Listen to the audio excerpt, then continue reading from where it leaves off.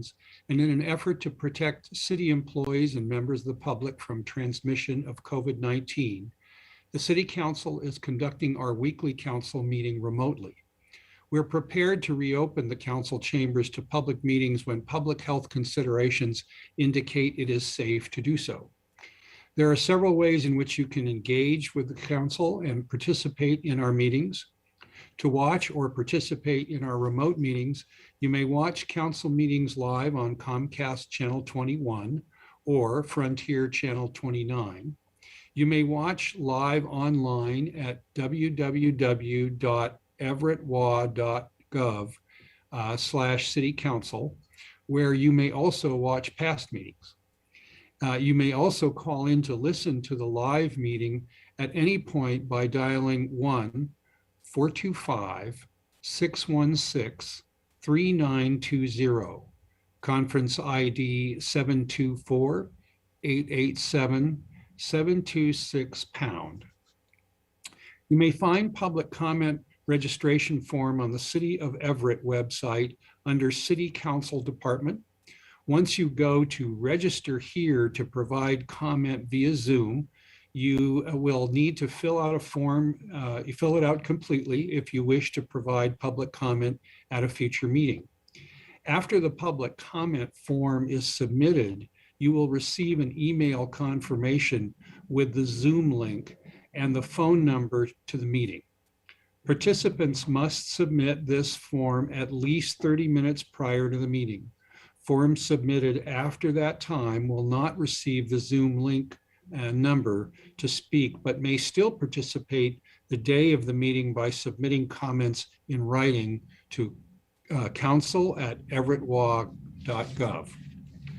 For assistance, please contact our council office at 425-257-8703 or email Deb Williams at dwilliams@everettwa.gov. Please note that we do not allow comments on any kind of campaigning, whether for or against a ballot measure or candidates running for office. We also do not accept comments focused on personal matters that are unrelated to City Council business. Outside of our meetings, members of the public are always welcome to contact council members or provide comments or concerns on any matter via email at council@everettwa.gov or by calling the City Council office at 425-257-8703. So that, Clerk, would you please take the roll for tonight's meeting? Mayor Franklin. Here. Council President Stonecipher. Excused. Councilmember Murphy. Here. Councilmember Vogely.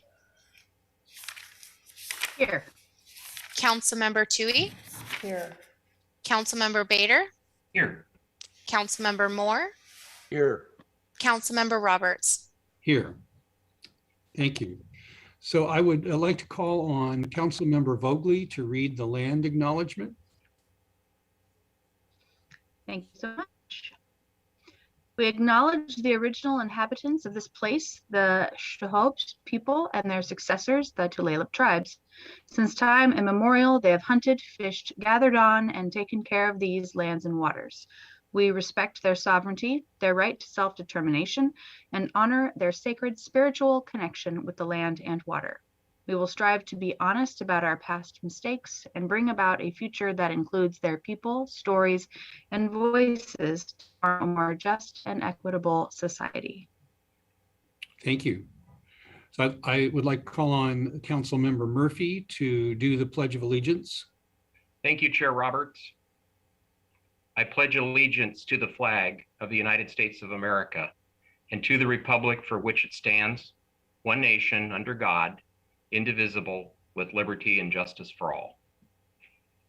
Thank you. And moving on to council comments and liaison. Oh, I'm sorry. Do I have a motion to approve the minutes of December 1, 2021? Moore moves yes. Vogely seconds. Thank you. We have a motion and a second. Clerk, will you please take the roll? Mayor Franklin. I don't vote on this, clerk. Oh, Thank you. sorry. My apologies. Councilmember Murphy, Yes. Councilmember Vogely, Yes. Councilmember Tui, yes, Councilmember Bader, Yes. Councilmember Moore, I was going to give the mayor my proxy, but I'll go ahead and vote yes. Councilmember Roberts. Yes. Thank you. And now moving on to comments, Mayor Franklin. Yeah, thanks, Councilmember Roberts. Good to see everybody this evening. I just have one request. I'm asking for your concurrence on 3 appointments to our boards and commissions. First, Joe Levine to the Civil Service Commission, and second, Lindsay Machen and Danielle Cavoto to our Lodging Tax Advisory Board. Thank you. And thank you. Do we vote on that? I believe we Yeah. do. So I would entertain a motion to approve the appointments to the boards and commissions. Councilmember Bader, so moves. Murphy, second. Thank you. We have a motion and a second. Clerk, would you please take the roll? Councilmember Murphy, Yes. Councilmember Vogely, Yes. Councilmember Tui, yes, Councilmember Bader, Yes. Councilmember Moore, Yes. Councilmember Roberts. Yes. Thank you. Anything else, Mayor? Nothing else this evening. Thank you so much. Okay, thank you. So moving to council comments and liaison reports, Councilmember Murphy. Thank you, Chair Roberts. Last week, I learned that the county executive and certain members of the Snohomish County Council were proposing to raise the sales tax here in Snohomish County by 1/10%. And this would fund affordable housing and behavioral health facilities. The plan that they have laid out is being pushed for a vote next week, actually on December 15th, I think is the schedule. And this would be voted on by the county council, and the sales tax increase would be put in effect without any vote of the residents or the people of Snohomish County. The plan would be, if it's approved next week, is that this higher sales tax would take effect next April 1st on April Fool's Day. A few points I would like to point out.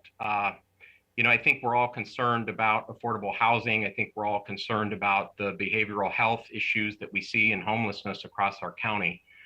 But in terms of funding for these areas of concern, we've heard over the last several weeks about the ARPA funds, the federal funds that have been designated not only to the county to the tune of $160 million, but also to the city. And we had a briefing on that a couple of weeks ago, that the city is receiving an additional $20 million. And in fact, both the county and the city have already delegated a certain portion of those ARPA funds, that $180 million, to funding issues with respect to homelessness and housing issues. Second, I think we all have seen recently the inflation statistics. We're in a period of unprecedented cost inflation over the past year that we haven't seen in several decades across the country, and in particular in our local community. Inflation rates as high as 5% and 6%. Third, Snohomish County, as you may know, has, I believe, the highest sales tax rate in the state of Washington at currently 10.4% before this sales tax increase would go into effect. And in Everett, to put it in terms that are relevant to us here in our community, our sales tax rate is 9.8% currently. And with this 0.1% increase would go up to 9.9%. And that does not include what would happen if down the road, as we've talked about over many years, the idea of merging Everett Transit into and with community transit. I think we know that there is a 0.6% increase that would come to Everett residents as a part of that decision making. And while that is not on the table at this point, I do think it's important to keep that in mind as this issue comes forward with the county. If all of those things were to happen, if this vote of the Snohomish County Council next week were passed with the 1/10 increase, and if Everett Transit was eventually merged into and with community transit, it would put Everett's sales tax rate up to 10.5%, or the same as what the proposal is for Snohomish County. I think that we all know that sales taxes are one of the most regressive forms of taxation on our community because it hits those at the lower income levels harder than it hits people at higher income levels. So while this may be a good idea in terms of the idea of funding affordable housing issues, I think there's other ways that this could be done. And in fact, we have done a lot here in this community, and the county continues to do a lot with respect to this, even without this sales tax increase. So on Monday, I did forward out to the council a draft of a letter that I am planning to sign and send over to the county council. Again, this is being rushed through very quickly at the county. I'm not quite sure why they're doing it so quickly, other than I think they want to be able to start levying this tax again next April 1st. So the letter I have sent, I'd like to read into the record. Deb is going to be putting this letter onto City Council letterhead, and I'm hoping that my colleagues, or at least some of you, may consider signing this letter along with me and sending it out by the end of this week, since this is a time-sensitive matter. So I would like to read this letter at this point. And this is the letter I did send out to the council earlier this week. Dear County Council, we, the undersigned, have concerns regarding the proposed councilmanic increase to the countywide sales and use tax for affordable housing. While we share the desire to address affordable housing issues in our county, the proposed process minimizes public input and will erode trust with our shared constituents. A sales tax to produce affordable housing is counterintuitive and will only further burden residents and small businesses throughout Snohomish County. Sales tax is one of the most regressive forms of taxation, creating a disproportionate burden on low-income families who are already impacted by high inflation and on businesses struggling to recover from the economic consequences of the pandemic. In addition to the merit of the policy proposal itself, we have significant concerns with the process being used to implement this tax increase. Historically, a proposal like this would need to go to the voters for their consideration.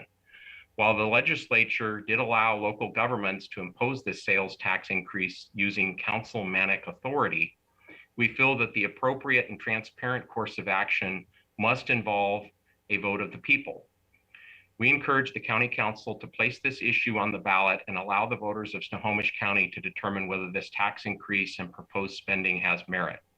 Please do not impose this additional tax burden on Snohomish County residents without their input through a public process and vote. And then we would sign that as council members. Again, Deb is putting this onto letterhead. I know there's a lot here, and hopefully you've all had a chance to read through the materials. We did receive a briefing packet via email from County Executive Dave Summers, I believe earlier in the week, and hopefully some of you have had a chance to go through that.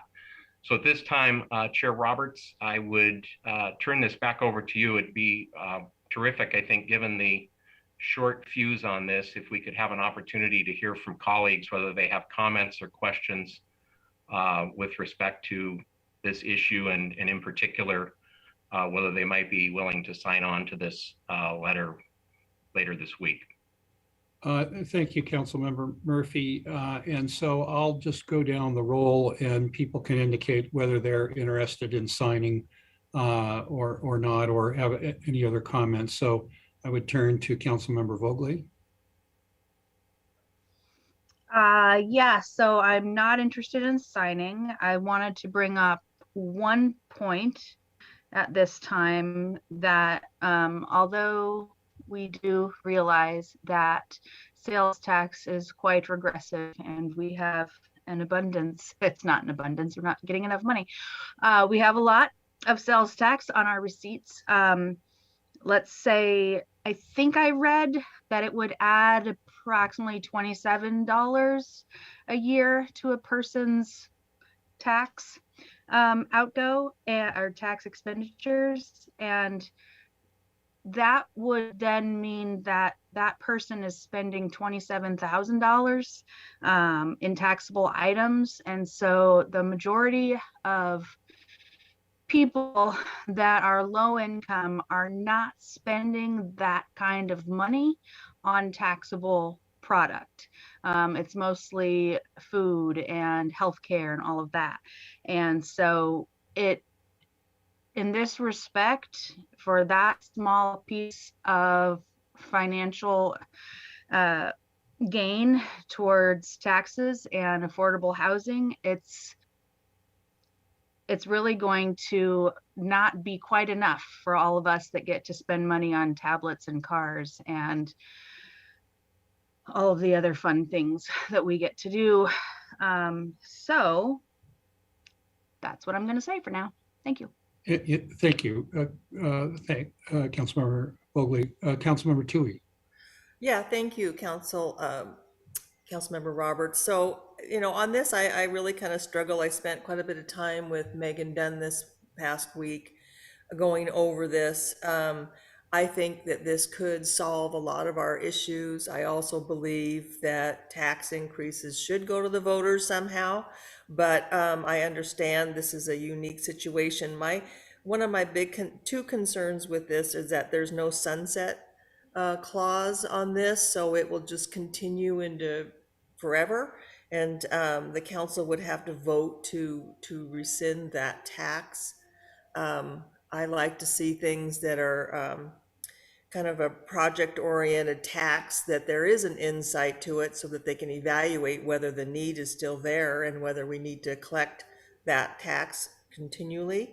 So I would like to see that. I also am concerned that they didn't, in that report, they didn't tell us anything about any checks and balances. What kind of system are they going to have in place so that we know what gets done at the end of the day? I know Seattle, before COVID, had spent millions and millions of dollars on homeless and didn't have any way of telling the community what they got for all those dollars. And so they were very criticized for that. And I would like to see this amount of money, taxpayer money, have some way of knowing what the success and the productivity of the programs that this tax would provide our community. So I did ask her if there was some way they could put in the process so that we could have, every 2 years or so, a review of exactly what we got out of the dollars from the taxes. And so those are my concerns. I can't decide yet about signing the letter because I feel that it is an important and valuable opportunity for us to address some major issues that we're just, feeling like we're beating our heads against the wall on. But I also wish there was some way we could involve the taxpayers into this decision. So I'm still contemplating that. That's all I have. Thank you. Thank you. Councilmember Bader. Thanks, Council President Roberts. I spoke to this last week, and my comments would remain the same. Concerned about, I guess the only other thing I'd add that Councilmember Tui didn't add would be the concern about the fact that Everett, I think, has done more than any other city in the or jurisdiction in the county to address housing affordability. And I know we plan to do more based on our Rethink Housing moves. And so I'm just really disappointed that doesn't take into account all that Everett has done already, and we're basically being treated the same as the rest of the county as they move forward with this. That's all I have. Thank you. Thank you. Councilmember Moore. Yes, I want to thank Councilmember Murphy for bringing forward a opportunity for us to express our interests in hearing the voice of the people. I think about recent years and what we've been through as a city. I think about districting and ultimately putting the choice in the hands of the people. And oftentimes conservatives are judged for trying to push something through without a voice of the people. And I'm not critical of my council colleagues at the county level, but I can't imagine imposing a sales tax broadly without a public voice. So above all else, I believe in affordable housing. I believe in what we can do, but when it's going to be on the taxpayers or the regressiveness of those who buy it, we must put it before the people. So I just look upon those who tend to say, we need transparency. We need, there's all these voices about engage the community. Don't do decisions behind closed doors. There's a fundamental basis here of letting the people have the voice. So I'll look deeper at the resolution, but without question, this needs to go before a vote of the people. Thank you. And for my comments, first of all, I appreciate the matter coming forward, and I appreciate the time sensitivity. I appreciate the comments, particularly by Councilmember Toohey, who talked about accountability and some further sunset provision. I'm torn because the notion of bringing something to the voters is critical, but I also believe that the legislature provided this vehicle. The sales tax was imperfect, is imperfect, and that is the system, unfortunately, that we have in this state. But the legislature provided this tool, and we have a housing crisis. And so I will not be signing the letter, but I appreciate the discussion. I also would say that because of the time sensitivity, and I had a chance to visit with Councilmember Murphy just before the meeting, if my colleagues wish to sign on the letter, please communicate with Deb Williams so that we can, so those who wish to sign the letter can do so, and that the letter can be moved forward. So I will not be signing it, but that's all I have. So Councilmember Murphy, do you have any other comments today? No, thank you very much. Okay, thank you. And so next, Councilmember Vogely.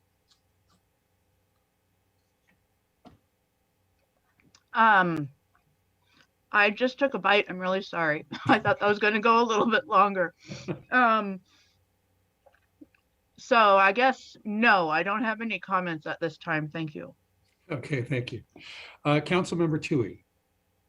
Yeah, I do have just a couple things. I know last week I had talked about the library hours being open, and Lori mentioned that moving into 2022, they will be open every day.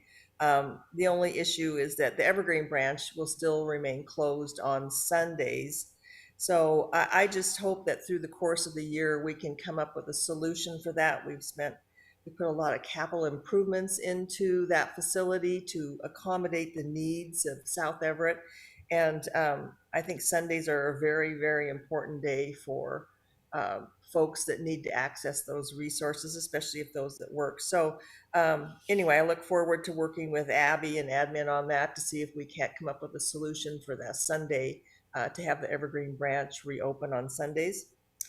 And the second thing is I would like to request a briefing about the senior center, and we haven't heard anything.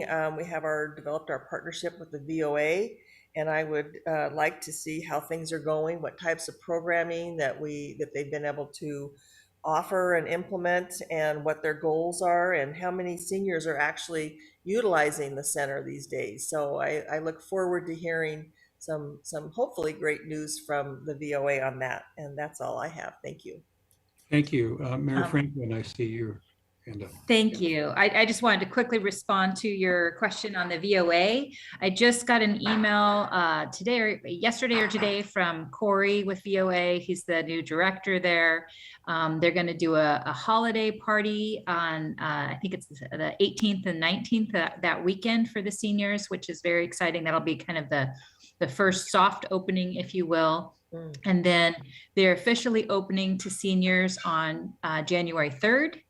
And I will get more information from Corey. I will share that with the council, and I hope that we will all be invited to a grand opening, and so we can welcome the seniors back. But it sounds like they've got really exciting programs lined up, and I'll make sure you guys get a full information. And after you read that, if you want a briefing, you can let me know.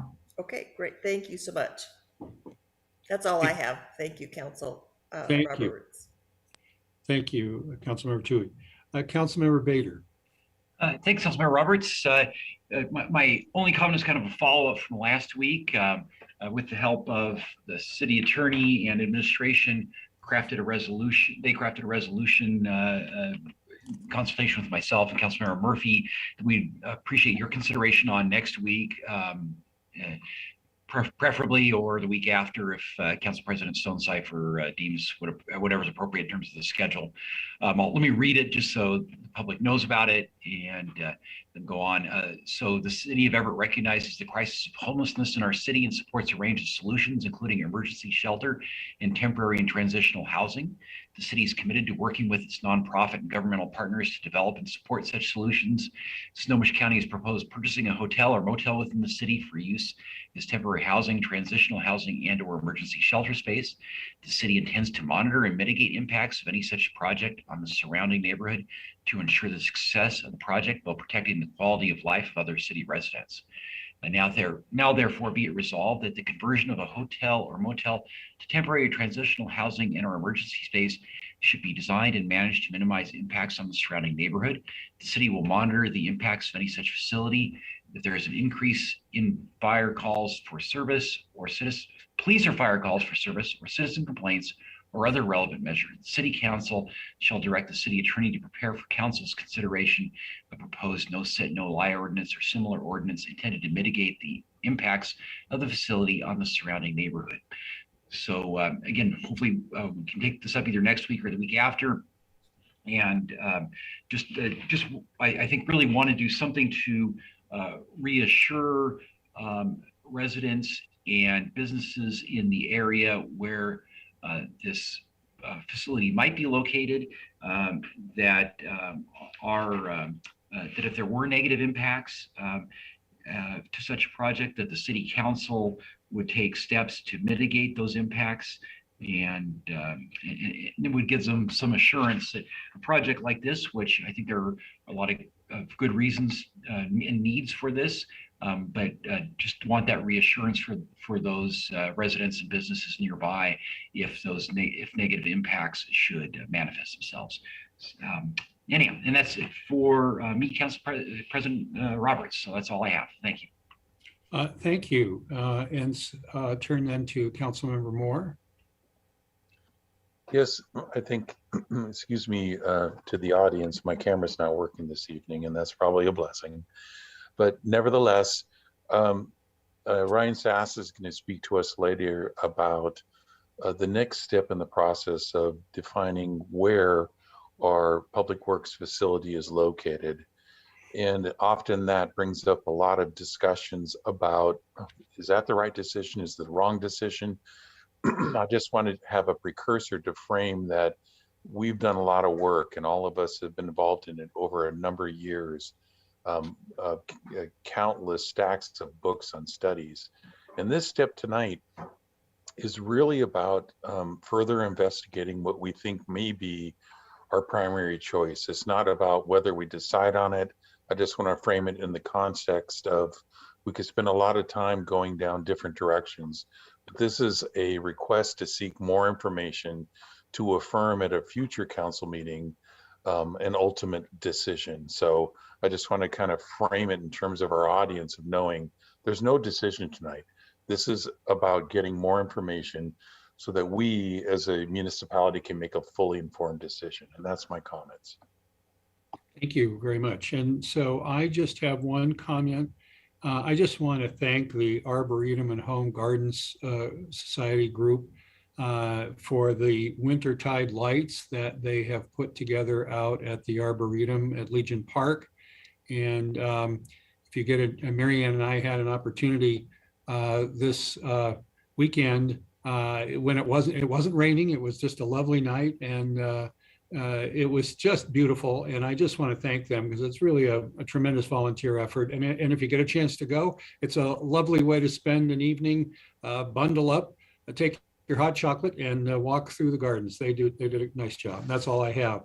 And so I want to then turn to administration. Do we have an update from administration? Thank you. We do not have any administrative update tonight. Thank you. So moving on to city attorney comments, Mr. Hall. I don't have anything to report, and we do not have an executive session tonight. Thank you. Thank you. So then, Deb, do we have we received any comments from the community or from the public, or is there anyone wishing to speak to us tonight? Good evening, Councilmember Roberts. I've received no written comment, but I do have one person wishing to speak. He wishes to speak on item 28, so I will call on him at that time. Thank you very much. Thank you. So do I have a motion for the 12 consent items? Councilmember Bader so moves. Do we have a second? Councilmember Tui seconds the motion. Very good, thank you. So clerk, would you please take the roll? Councilmember Murphy, Yes. Councilmember Vogely, Yes. Councilmember Tui, Yes. Councilmember Bader, Yes. Councilmember Moore, Yes. Councilmember Roberts. Yes. Thank you.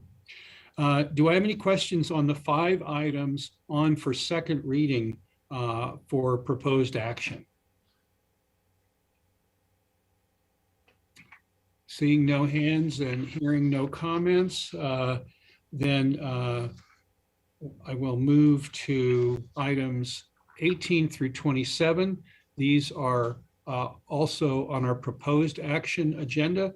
They are all on for first reading. So I will read each one. After reading all 10, I will come back and ask if there are any questions. Item 18, Council Bill 2111-61, first reading, adopt the proposed ordinance creating a special improvement project entitled Port of Everett Combined Sewer Main Fund 336, Program 025, and repealing ordinance number 3823-21, third and final reading on the 22nd of this month. Item 19 is Council Bill 2111-62, first reading, adopt the proposed ordinance closing a special improvement project entitled Everett Downtown Streetscape Improvements, Phase 2. This is Fund 303, Program 101, as established by ordinance number 3682-19, third and final reading on 12/22. Item 20, Council Bill 2111-63, first reading, adopt the proposed ordinance closing a special improvement project entitled Rucker Water Main Replacement Project, Fund 336, Program 002, as established by ordinance number 3683-19, third and final reading on December 22. Item 21 is Council Bill 2111-64, first reading, adopt the proposed ordinance closing a special improvement project entitled Downtown Streetscape Phase 3, Fund 303, Program 109, as established by ordinance number 3681-19, third and final reading on the 22nd. Item 22 is Council Bill 2111-65. Its first reading, adopt the proposed ordinance closing a special improvement project entitled Citywide Streetlight LED Conversion, Fund 303, Program 108, as established by ordinance number 3461-15, third and final reading on the 22nd. Item 23 is Council Bill 2111-66. First reading, adopt the proposed ordinance closing a special improvement project entitled Broadway 10th Street to 19th Street Intersection Safety, Fund 303, Program 104, as established by ordinance 3595-18, third and final reading on December 22. Item 24 is Council Bill 2111-67, first reading, adopt the proposed ordinance closing a special improvement project, water main replacement, U, Fund 336, Program 003, as established by ordinance number 3703-19, third and final reading on the 22nd. Item 25 is Council Bill 2111-68, first reading, adopt the proposed ordinance creating a special improvement project, Fleming Street Bicycle Corridor, Fund 303, Program 123, third and final reading on the 22nd.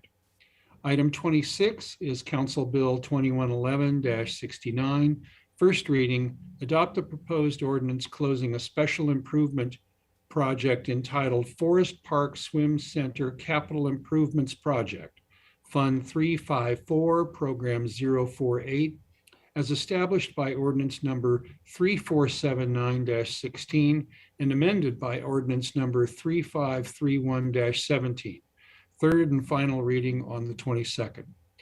And last one I have is item 27 is Council Bill 2111-70, first reading, adopt the proposed ordinance amending and closing a special improvement project entitled Forest Park Swim Center Improvements Project, Fund 354, Program 055, as established by ordinance number 3594-18, third and final reading on the 22nd. So I will now ask if there are any questions on any of the items that I have read. Councilmember Vogely has one. Yes, Councilmember Vogely, please go ahead. I would like to comment on item number 25, the Fleming Street Bicycle Corridor Project Proposal. That's what it's called. Yeah. Anyway, I'm wondering if there's anybody on the line that might just give us a tad bit of information on it for the public, because it's a bicycle corridor and Fleming, I believe, runs parallel to Way, and it's just an exciting thing. So just like 1 minute. Thanks, Ryan. It looks like you've got an answer. Yes, thank you, Councilmember Vogely.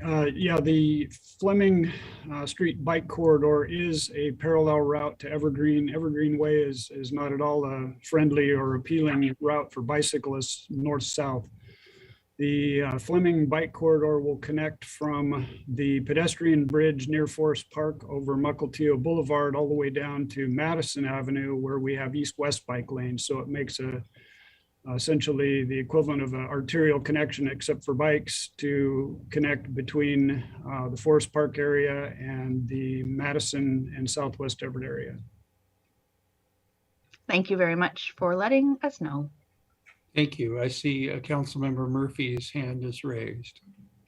Thank you, Chair Roberts. I wanted to just clarify, it's fairly frequent, and in my day job, I work in the construction industry, but it's fairly frequent in these major construction projects that there are cost overruns from time to time. But here's one in item 24. If I have this correct, this was a water main replacement where there was actually authorized funds savings of what it looks like $799,000. So if I'm reading this correctly, this project was completed at $799,000 less than the authorized funds, and just wanted to confirm that. And if that's the case, kudos to the staff and great job. So Ryan, I don't know if you can confirm that, but wanted to call that out and just verify. Yeah, thank you. That is correct. And staff did a great job on that project, and we're happy to see money going back to our capital account in that case. Terrific. Nice job. Thank you. And thank you for calling that out. So other questions from council members on the first reading items?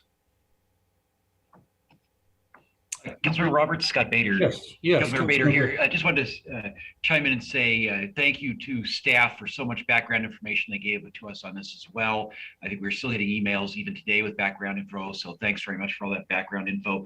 And I think especially for those of us who will be leaving the council here in a couple of weeks, it's really exciting to see some of these things that we long happen over the years we've been on council, close those out, as well as to see the beginning of some other exciting projects like Councilmember Vogely mentioned with the Fleming Street project. So just wanted to add some comments there, even though I know we'll be voting on these next week. Thanks.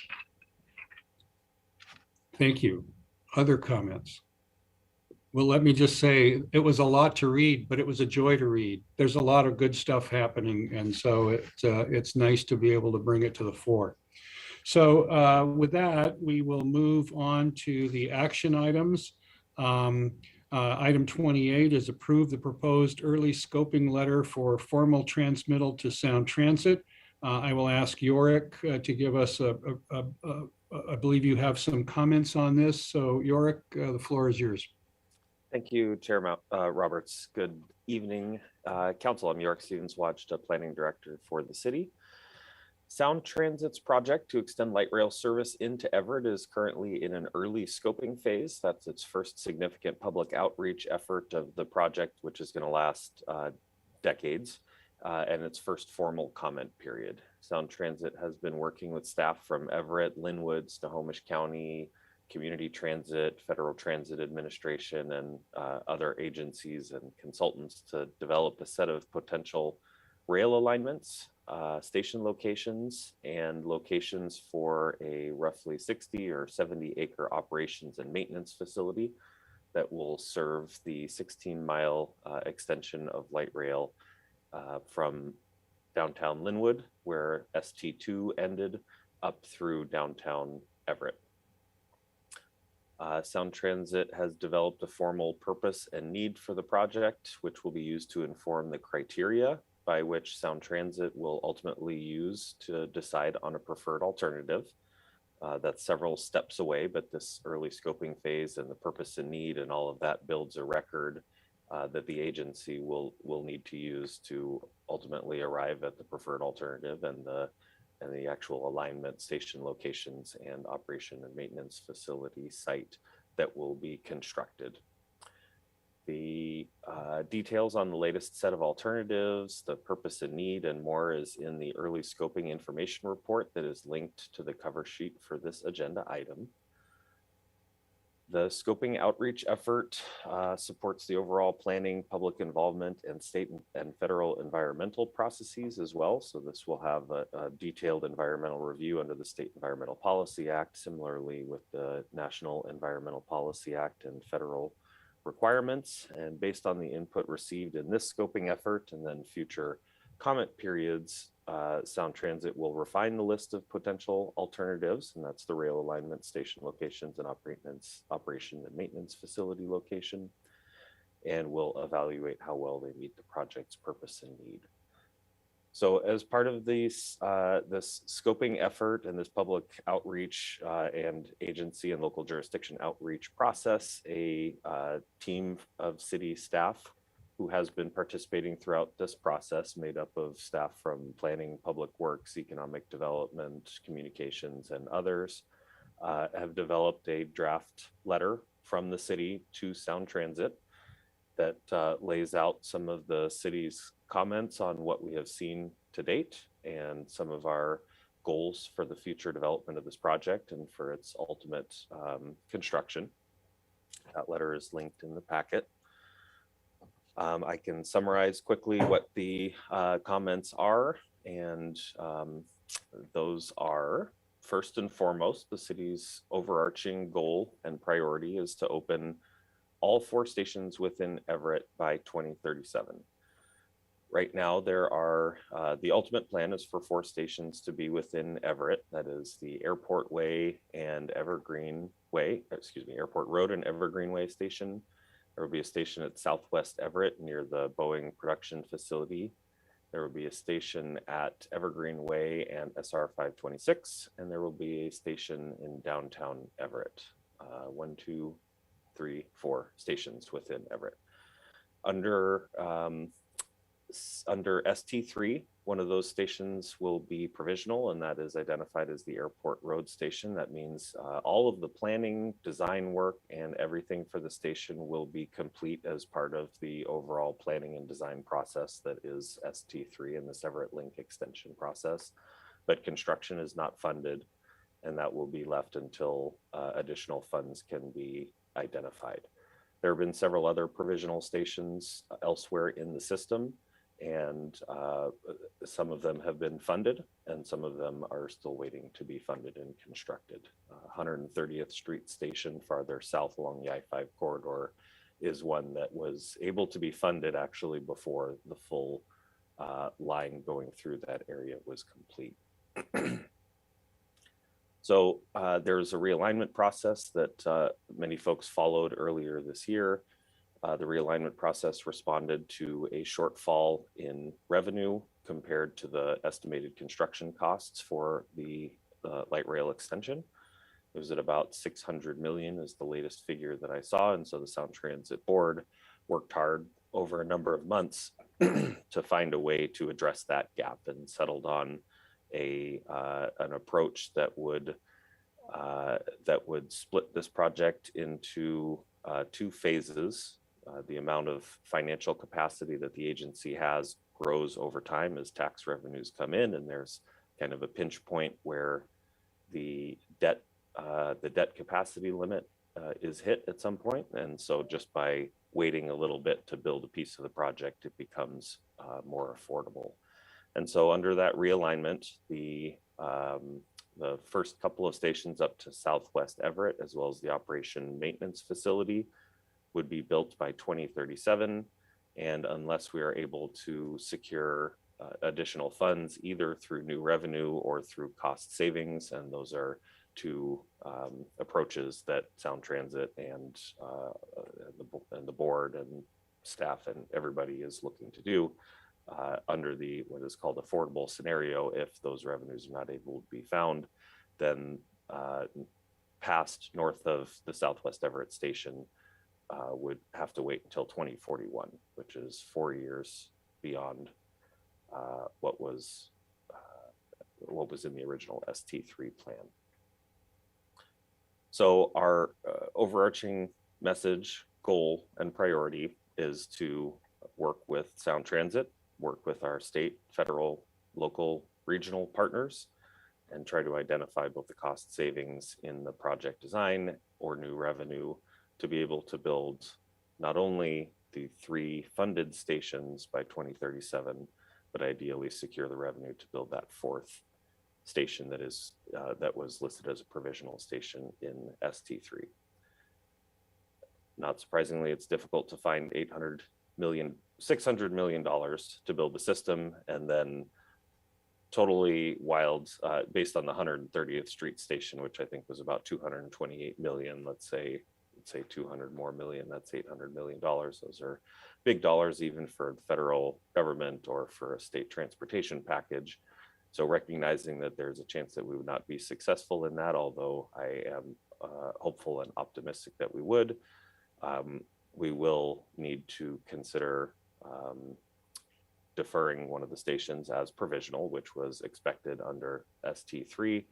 And the letter opens the door to studying which of the 2 stations on Evergreen Way might perform the best. And we need to keep in mind a whole host of considerations that go along with that, and that includes the land use potential around the station, potential ridership, cost, the sequencing.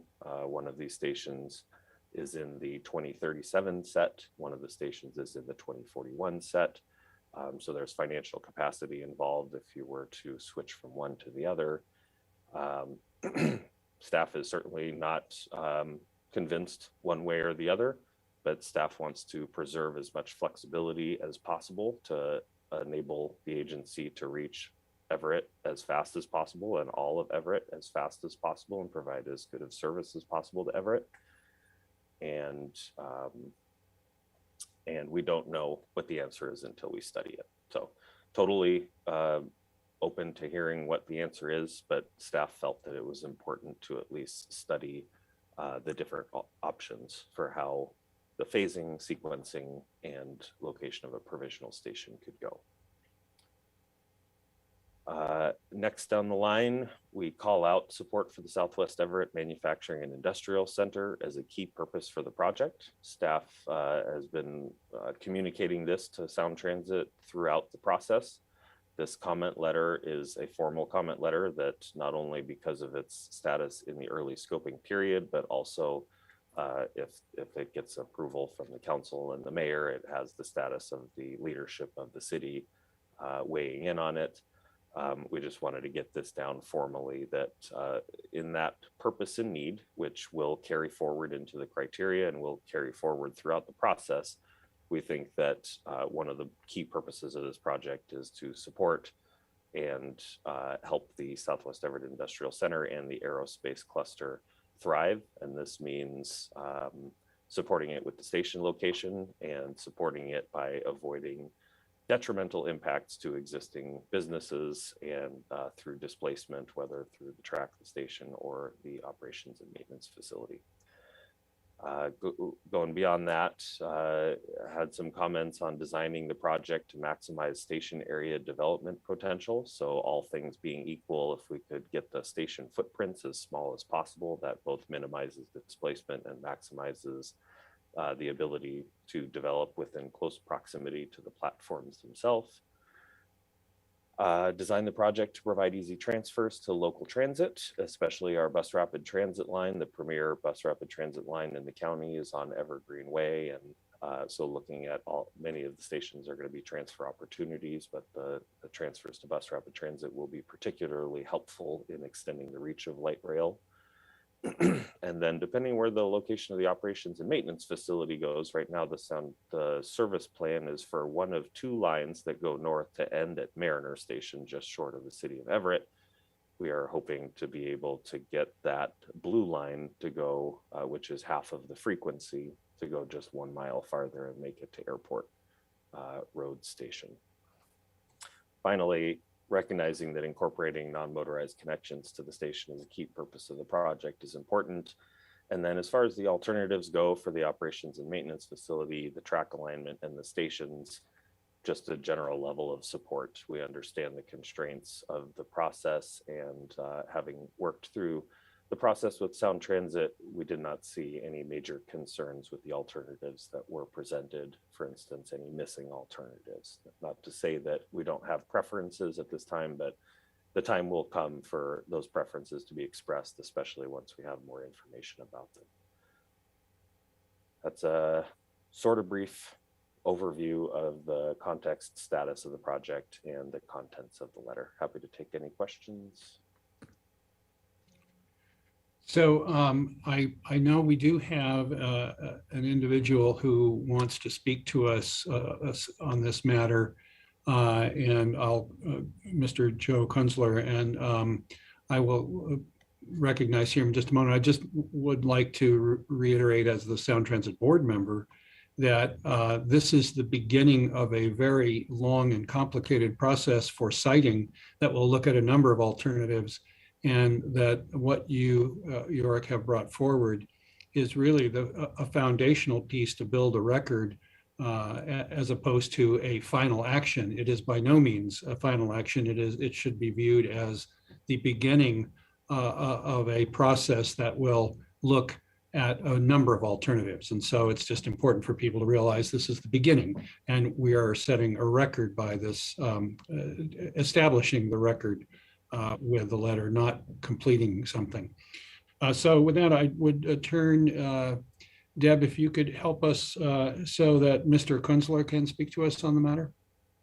Absolutely. Mr. Kunzler, please go ahead, turn on your camera. If you are able, please remember to limit your comments to 3 minutes. Go ahead, Mr. Kunzler. Thank you for having me this evening. I read your draft letter. I do think there's a few areas for improvement, respectfully. For one, I think there needs to be a paragraph about the importance of housing in TOD. That's one of the reasons why I say go Sound Transit, is because I want high quality transit, and I want also good housing and good land use to address the climate emergency in our lifetimes before it's too late. I really want to appreciate Councilmember and Sound Transit Board Member Roberts' leadership on this long before guys like I started to listen. Moving forward, I also really think, with all due respect, that, you know, we need to discuss what our options are as a region on the Southwest Everett Manufacturing and Industrial Center, also known as Payne Field. We should be open to a spur. We should be open to bus rapid transit like the urbanist proposes. And just be not saying yes, not saying no, but being open to the conversation on the matter, just for maximum civility, and to listen to our fellow transit advocates on this. I also support your enthusiasm on attempting to get these projects done on time and on budget, because for those of us in the north, we've waited a long time for quality rail, and Sounder, I'm sorry to say, is very expensive, and the time slots really don't work for the people in the north that depend on transit to get around. So we end up having to use the buses, and I think you got the best bus system in the Puget Sound with Everett Transit. You're going to be even better when you merge with community transit. I got faith in you. I also got, and I just want to end on a very positive note this holiday season. If I don't get to speak to you again over the new year, all my best to Councilmember Roberts, and thanks for all your great public service, everyone. Thank you for having me. Thank you, Mr. Counselor. And so now, do I have a motion to move forward this letter? Well, Chair Roberts, I would move the letter, but I'm hoping we'll, as council members, have an opportunity to ask questions or make comments. I was going to do that once the motion was on the floor. So yes, there absolutely will be an opportunity to discuss. I'll add my second then, Councilmember Bader. Very good. So we have a motion and a second. So with that, Councilmember Murphy, you're up first. Yeah, thank you, Chair Roberts.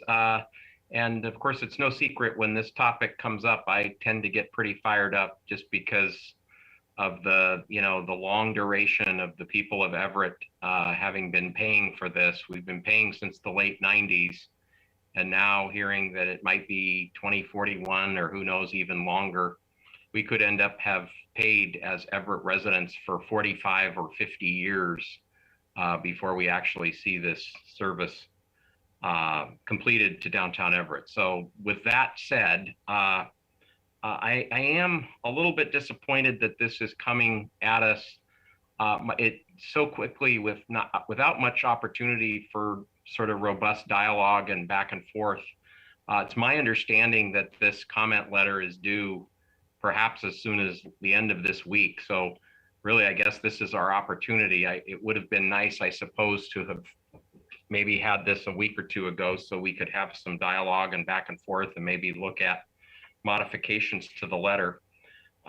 So my first question is whether or not this is in fact due at the end of the week, and if so, that sort of limits our opportunity to make modifications, I guess, at this point. But Yorick, do we have a deadline on this letter? That's correct. The comment period does close Friday, December 10th. Okay. So again, I'm disappointed. Would have been nice as council members to have had this 2-3 weeks ago, to have perhaps had an opportunity to provide input. It's a little bit late. I feel like it's the 11th hour now. So with that understanding, I am a little bit concerned about the letter in the, and I'm not quite sure how to say this, so I'm just going to be a little bit blunt. I feel like the letter is a little bit wishy-washy when it comes to discussing the 4 stations. So Yorick, you pointed out that there's discussion about having this broken down into 2 phases. Phase 1 would incorporate the Airport Road Highway 99 station, which is the provisional station, as well as the Southwest Everett Boeing station.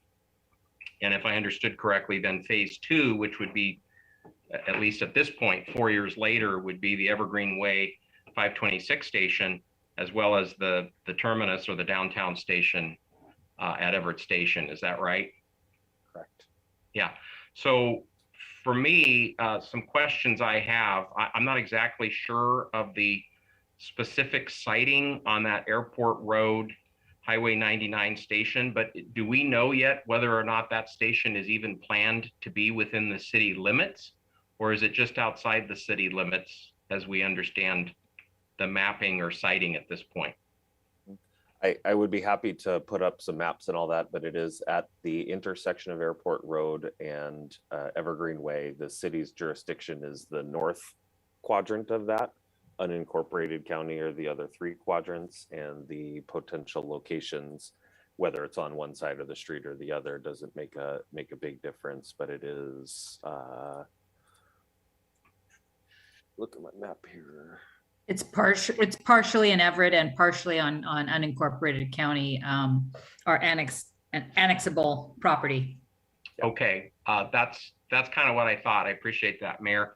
So from my perspective, and I understand you're trying to build a record, we're trying to keep some flexibility in this, which I do understand. But if I'm looking at that provisional station, Airport Road and Highway 99, which is really on the very southern tip of the city, versus the station that would be planned at Evergreen Way and Highway 526, where we have massive new housing being built with, I believe, some 400 or more units at the old Kmart site.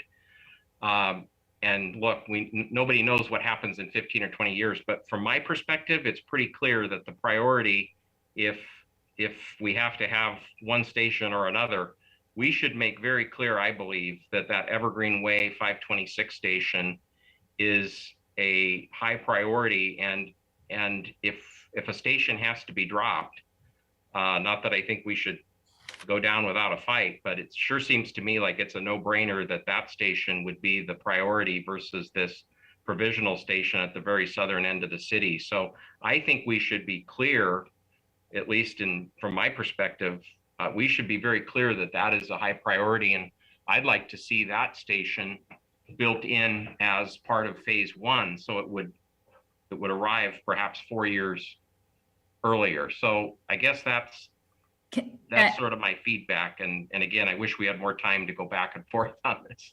Councilmember Murphy, I'll jump in. I'll certainly let York speak to it too. But first, our apologies that this hasn't come forward earlier. Staff has been working on this very diligently. We obviously went through it with Councilmember Roberts, who's the liaison to this, and have been in conversations with him.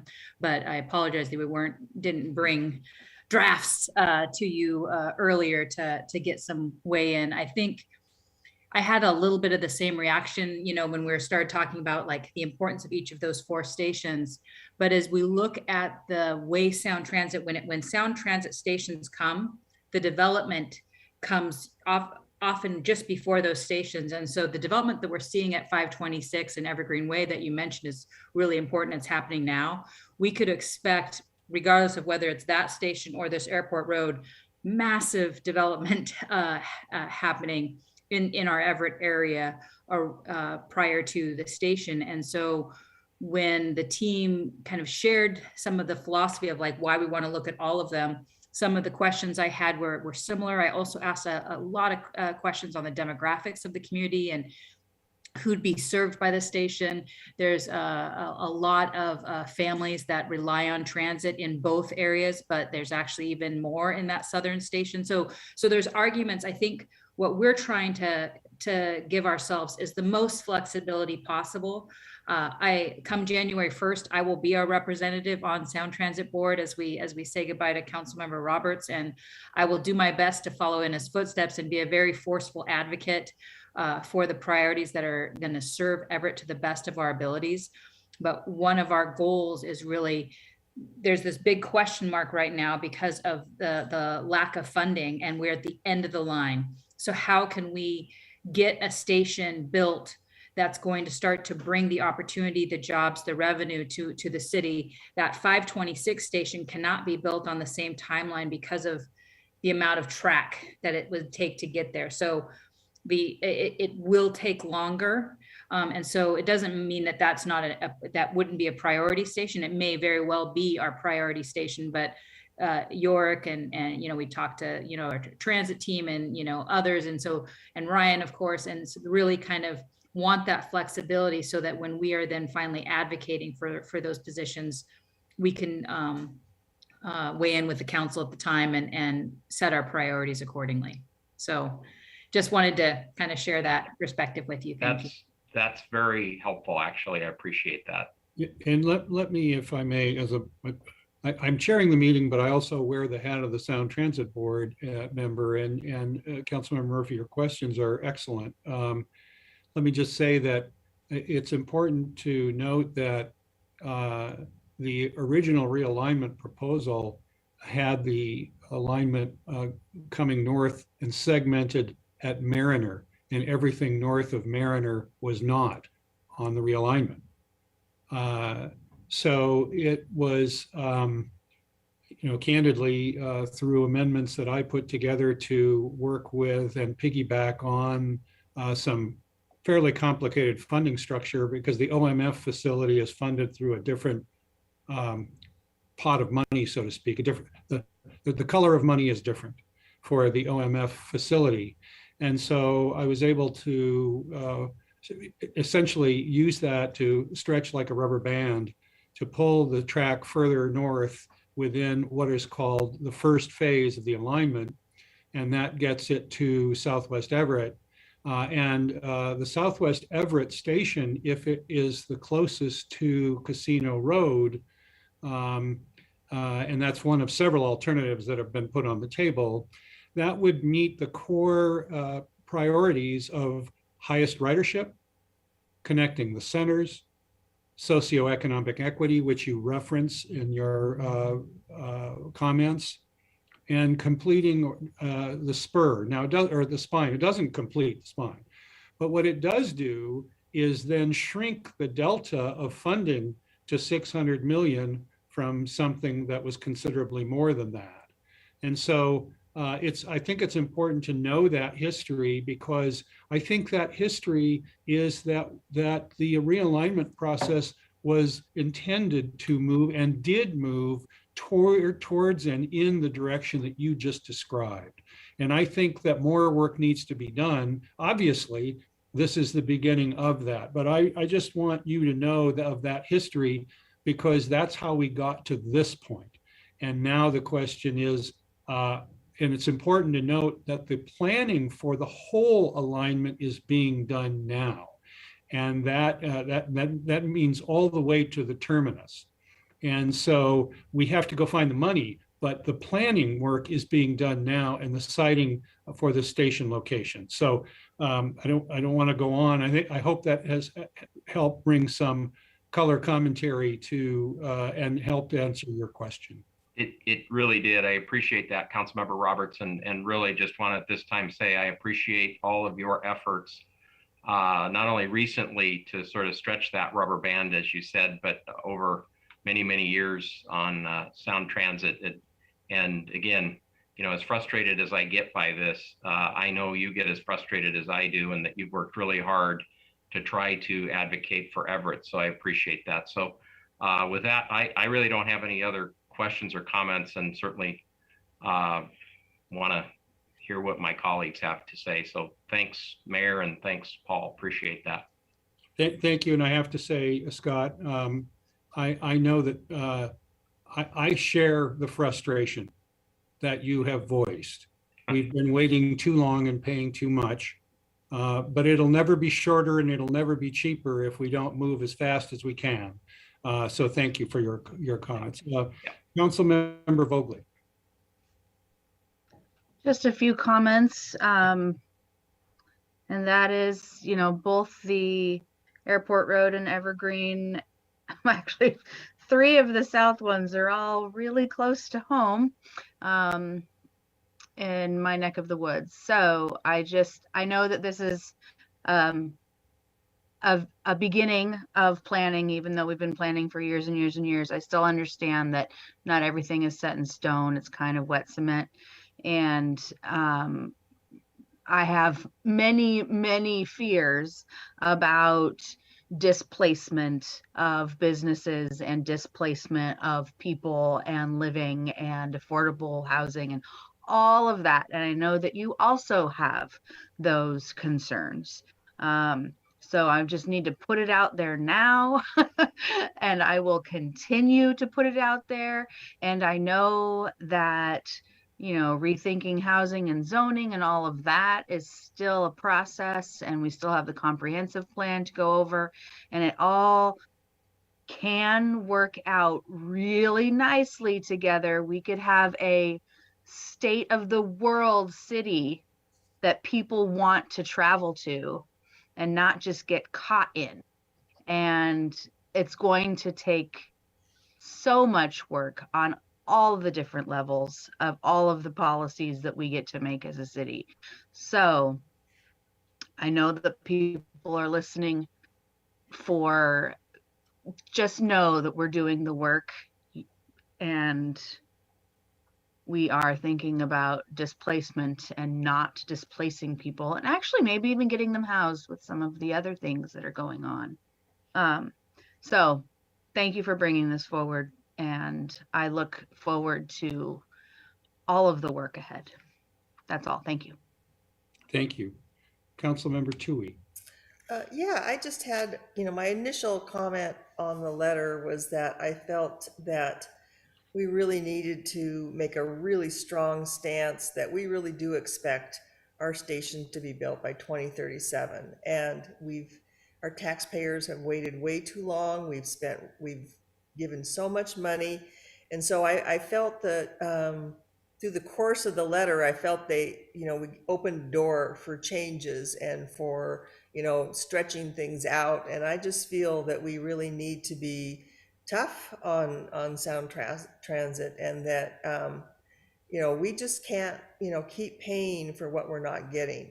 So that was my big concern. And I know I spoke with Council President Stonecipher, and she had wanted to work with Uric on this and was unable to come tonight. And I don't know if there's still an opportunity that she could meet with Uric tomorrow, and just, make some, I think, just stronger wording about we are really expecting the 2037 to be our deadline for all 4 of these stations. So I would just put that out there. If we can do that, I know that we don't, as council members, we don't sign the letter. It's just Cassie and the council president. So if that's an option, I think that I would appreciate that.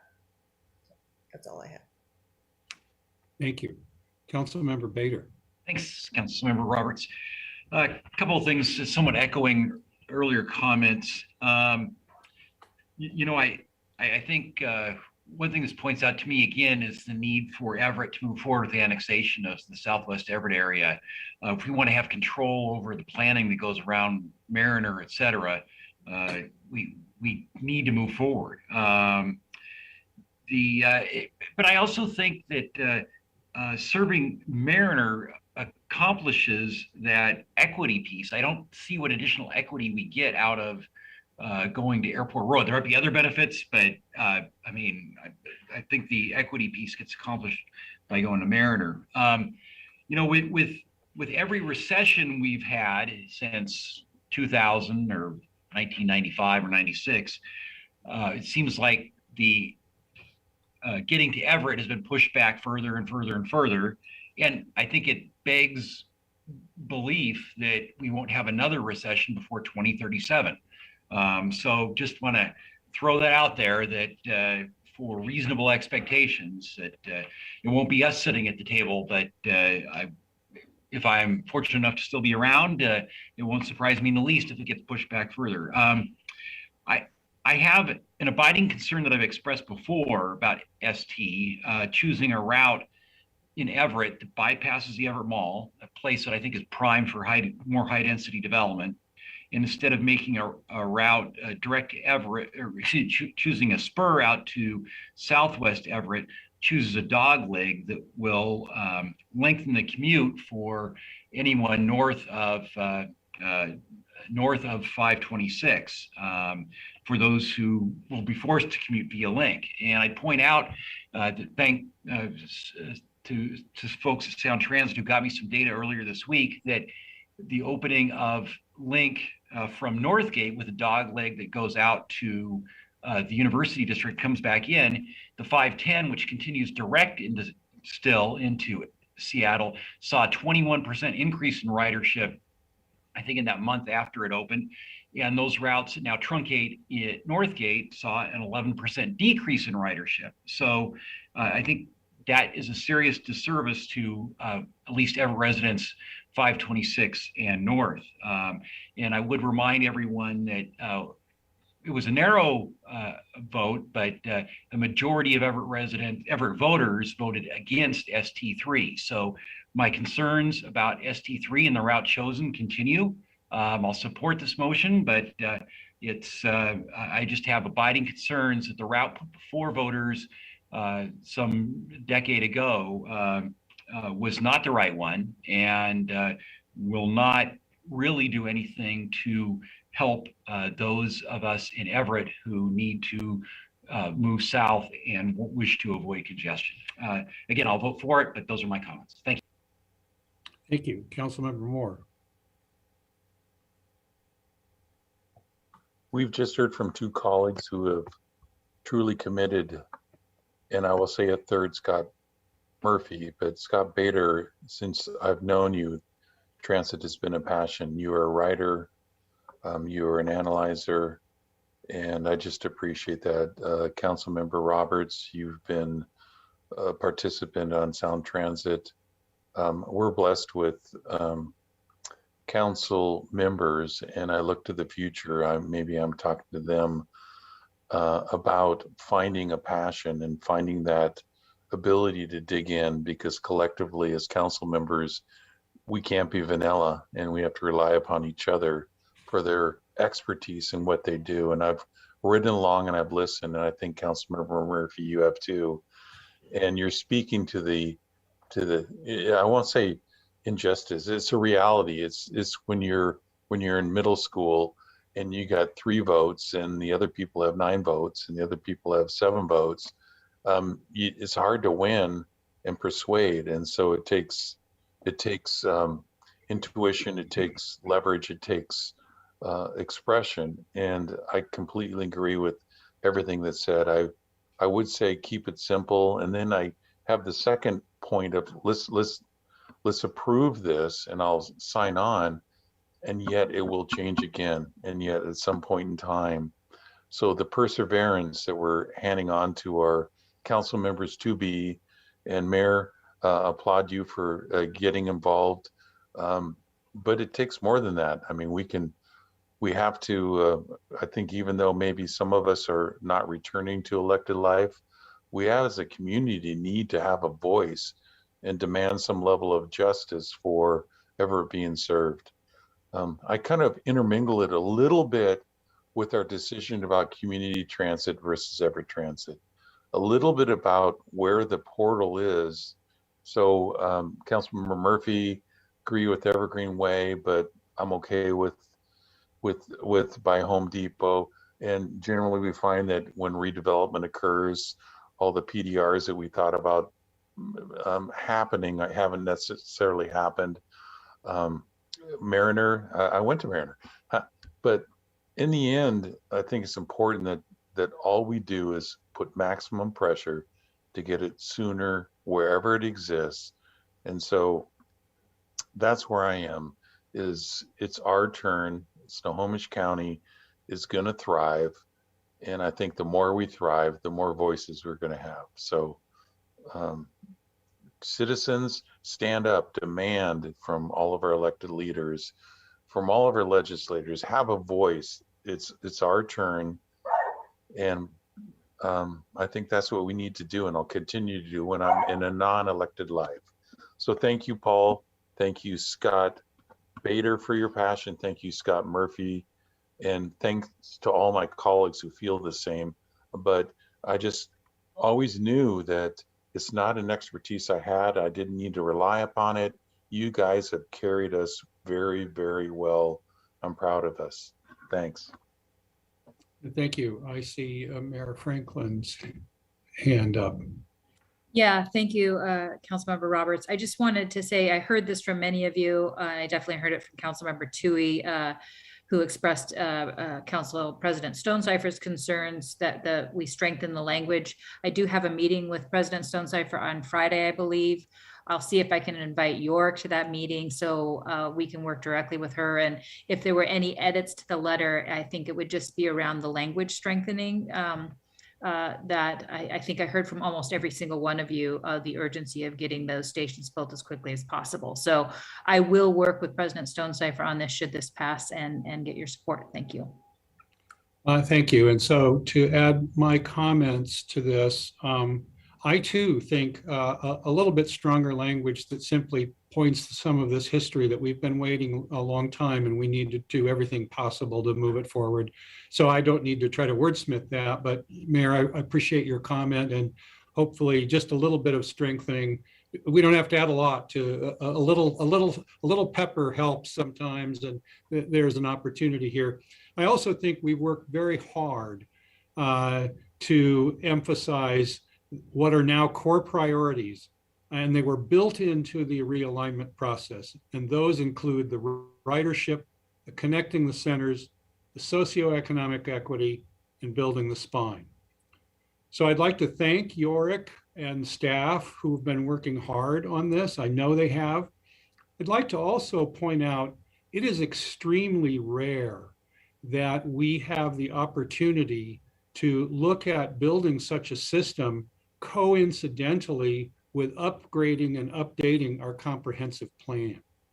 The timing works very well, and that is not lost, I know, on Yorick and the staff, but that opportunity is really an important one. And there are two elements to that no matter where the station is located or any of the stations are located, one of those is the connection of what we call first mile, last mile. The spine is the spine, but it then connects through how Everett Transit and community transit and people can get to and from these stations. And then secondly is the transit-oriented development that the mayor referenced earlier. Every time a station is located, the development capacity comes. And so, as Councilmember Vogely pointed out, being careful about how that work is done so that we take care of both the residents who are there today and the residents who will be there in the future. All of that really presents more opportunities than challenges, but it presents some of both. So I really thank the staff for bringing this forward. And with that, clerk, if you would please take the roll. Councilmember Murphy, Yes. Councilmember Vogely, Yes. Councilmember Tui, Yes. Councilmember Bader, Yes. Councilmember Moore, Yes. Councilmember Roberts. Yes. Thank you. So next is Council Bill 2111-49, third and final reading. Adopt the proposed ordinance creating a special improvement project entitled Latter Phase Eclipse Mill Park Project and Riverfront Trail Improvement Project, Fund 354, Program 073, to accumulate all design costs for the improvement project. Do I have a motion? Councilmember Bader, so moves. Thank you. Do I have a second? Vogely seconds. Thank you. Moving on to council members, I will go down the roll and ask, beginning with Councilmember, if there are any questions or comments, beginning with Councilmember Murphy. No questions or comments. Thank you. Thank you, Councilmember Vogely. No questions or comments.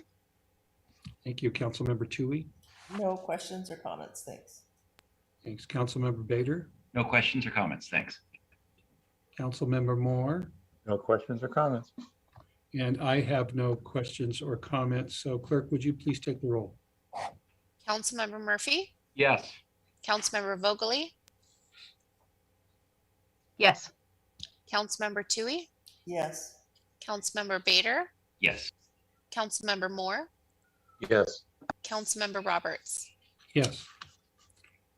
Thank you. Item number 30, Council 2111-50, third and final reading. Adopt the proposed ordinance closing a special improvement project entitled Forest Park Playground Replacement Project, Fund 354, Program 061, as established by ordinance number 3698-19. Do I have a motion and a second? Councilmember Bader, so moves. Vogely seconds. Thank you. Moving on to the council members, go down, ask if there are any comments or questions. Councilmember Murphy. No questions, but just a comment. Always nice to see a playground get rebuilt. Happy to support this. Thank you. Councilmember Vogely. No questions or comments, thanks. Councilmember Toohey. No questions or comments. Thank you. Councilmember Bader.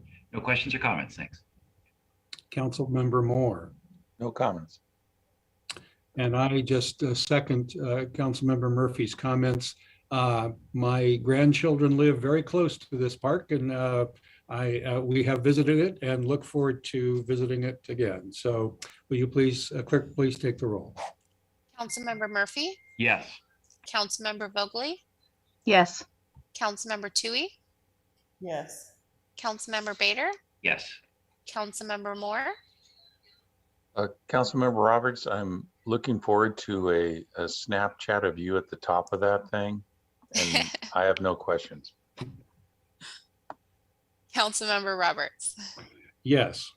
And I will take Councilmember Moore's comment as a yes vote. And so we will move on to item 31, Council Bill 2111-51, third and final reading, adopt the proposed ordinance closing a special improvement project entitled Forterra Restoration Plan, Fund 354, Program 062, as established by ordinance number 3717-19. Do I have a motion? Murphy moves approval. Thank you. Do I have a second? Bader, second. Thank you. Moving now to council members for comments or questions. Councilmember Murphy. No questions or comments. Councilmember Vogely. No questions or comments, thank you. Thank you. Councilmember Toohey. No questions or comments. Thanks. Councilmember Bader. No questions or comments. Thanks. Councilmember Moore. I'm gonna go to ditto. Okay. And I have no questions or comments. Clerk, would you please take the roll? Councilmember Murphy, Yes. Councilmember Vogely, Yes. Councilmember Toohey, Yes. Councilmember Bader, Yes. Councilmember Moore, Yes. Councilmember Roberts. Yes, thank you. Next, we have Council Bill 2111-52, third and final reading. Adopt a proposed ordinance creating a special improvement project entitled Forterra Restoration Plan Fund 354, Program 074, for the continued implementation of a restoration plan for several publicly owned urban forested areas within the city of Everett. Do I have a motion? Councilmember Bader, so moves. Vogely seconds. Very good. We have a motion and a second. So we'll go down the roll and see if there are any comments or questions. Councilmember Murphy, No questions or comments. Councilmember Vogely, Comment, that was pretty close. Murphy. Okay, no questions or comments. and the Councilmember Toohey has been excused. Councilmember Bader, A great partnership with Forterra, so just wanted to add that. Thanks. Councilmember Moore, Ditto, the new trend. and I have no comments or questions. So clerk, will you please take the roll? Councilmember Murphy, Yes. Councilmember Vogely, Yes. Councilmember Toohey, excused, Excused? Councilmember Bader, Yes. Councilmember Moore, Yes. Councilmember Roberts. Yes. Next is item 33, Council Bill 2111-53, third and final reading. Adopt the proposed ordinance closing a special improvement project entitled Garfield Park Path Overlay and Seal Coat Project, Fund 354, Program 067, as established by ordinance number 3771-20. Do I have a motion? So moved. Murphy, second. Thank you. We have a motion and a second. Moving now to the council members for comments or questions. Councilmember Murphy. No questions or comments. Thanks. Thank you. Councilmember Vogely. I want to comment that will always remember Garfield Park as one of MJ Donovan Kramer's big pieces of her life. May she rest in peace. Thank you. Councilmember Bader. I just want to chime in. I use that almost every day, and so very grateful for the work Parks did personally on this one. Thank you. Thank you. Councilmember Moore. Well, when I was in kindergarten, I walked by Garfield Park every day from my grandmother's house to Garfield Elementary School. When I was in first grade, I walked up to Perpetual Help School. So I greatly appreciate where I grew up having a resurfacing.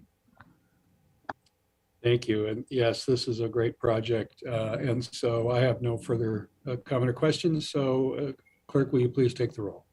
Councilmember Murphy, Yes. Councilmember Vogely, Yes. Councilmember Tui. If she's Oh, I'm excused. sorry. She's excused. Oh, sorry, excuse me. Councilmember Bader. Yes. Councilmember Moore, Yes. Councilmember Roberts. Yes. Thank you.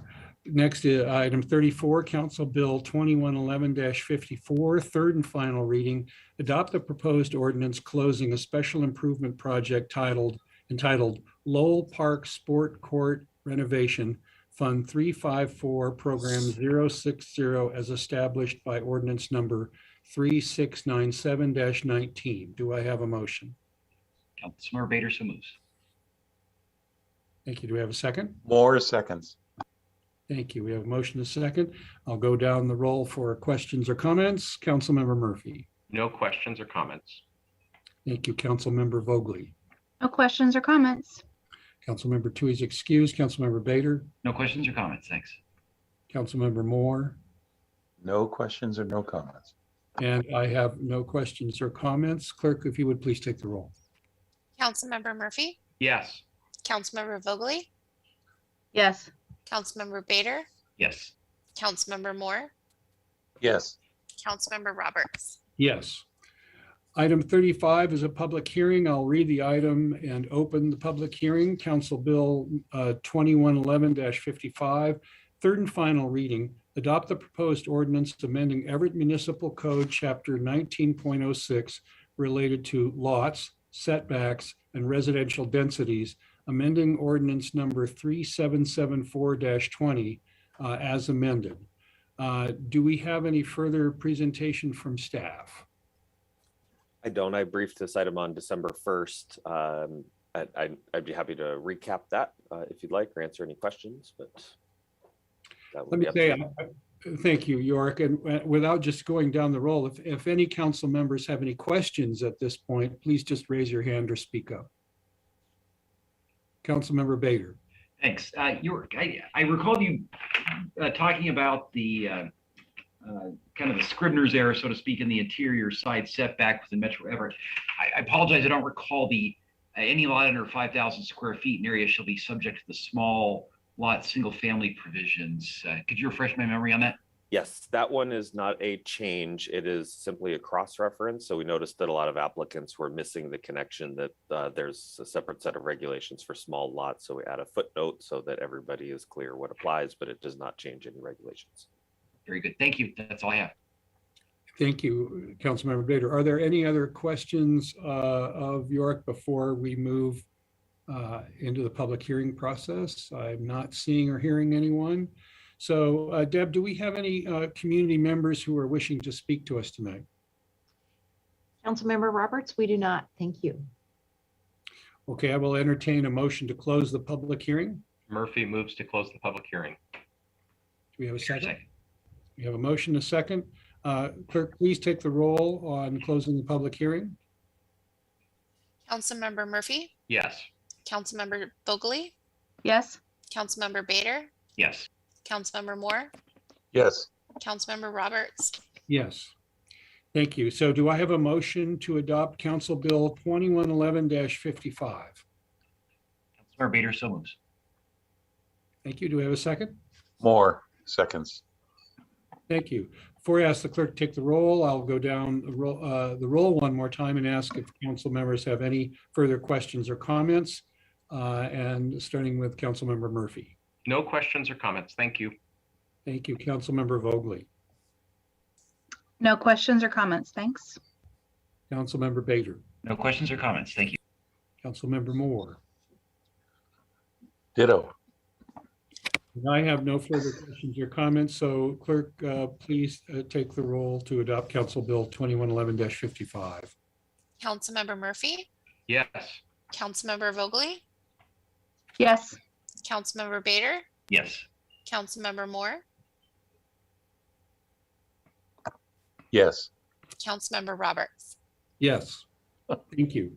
Moving on to the council briefing agenda, these items come before the city council serving as a council committee of the whole and are likely to be scheduled at a future meeting.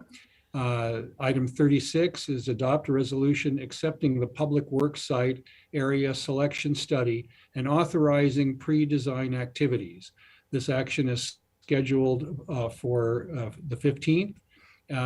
December 15, and I believe Ryan Sass is here to start us off. And Ryan, I believe there's others that you are planning to bring into this presentation. So I turn the floor over to you. Yes, thank you very much, Councilmember Roberts and council members. Ryan Sass again with Public Works. I have with us tonight our team from Makers Architecture who will take you through the presentation. First, it's come to my attention that the resolution accompanying the cover sheet did not necessarily make it to everyone, so I'll make sure that that's sent to everyone and posted on the website tomorrow morning. By way of introductory comments, in October of 2018, City Council awarded a professional services agreement to Makers Architecture for the purpose of developing a public works site selection study. The goal of this planning effort, launched by then Executive Director Paul Kaftansky, was to develop an actionable site selection study for the replacement of our obsolete Public Works Service Center. Work commenced in early 2019. A technical committee and leadership committee were formed to inform the work. The approach consisted of the following elements. Phase 1, existing conditions and visioning. That phase culminated with a briefing to City Council on May 8th of 2019. Phase 2, alternatives evaluation. There was a progress briefing along the way to Council in August of 2019, and that phase culminated in a workshop at City Council on November 13th of 2019. And Phase 3, recommendations and draft report, which were concluded with a briefing to City Council on April 1st of 2020. Phase 2 identified and Phase 3 confirmed that the utility-owned River Point or EPIC site was the best site and identified the more general Cedar Smith area or the existing area known as Cedar 2.0 as backup options.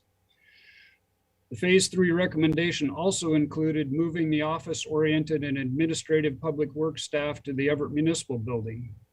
This work is currently underway with design of tenant improvements to be completed in 2022 and the move of up to 100 public works staff in personnel in 2023 to the EMB. After conclusion of the Phase 3 alternatives evaluation, the following additional progress has been made. A review of the bridge construction means and costs, exploration of EPIC development opportunities for the utility-owned property. A draft site selection report was completed in preparation for a SEPA checklist in July of 2020. A transportation and traffic study was completed in preparation for the SEPA checklist.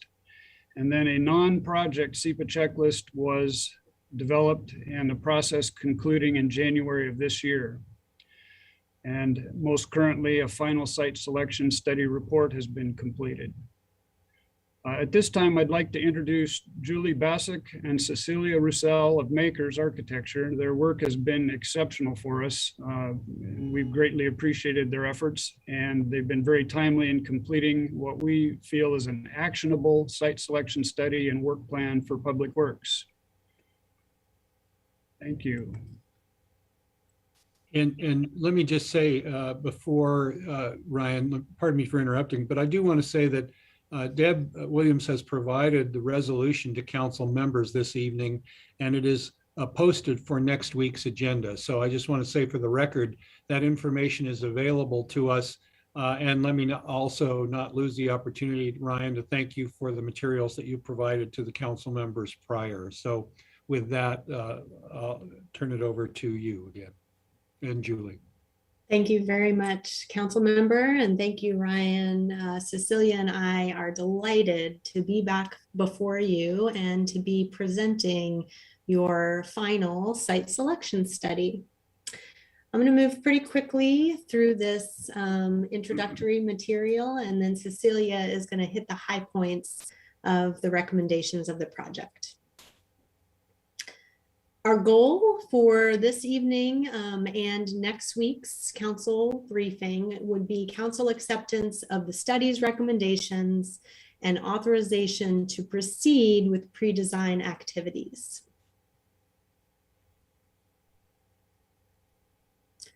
As you recall, this project had 4 primary goals.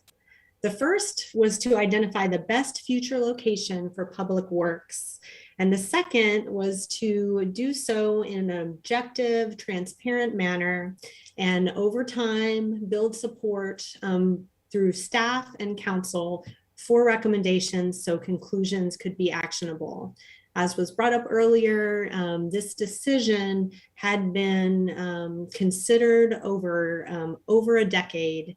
And so, and the lack of decision on where the best location for this operation was having a detrimental effect on a number of the operations as well as the evolution of the neighborhood. So we hope that this study provides the support that you need to make a decision about next steps and moving forward.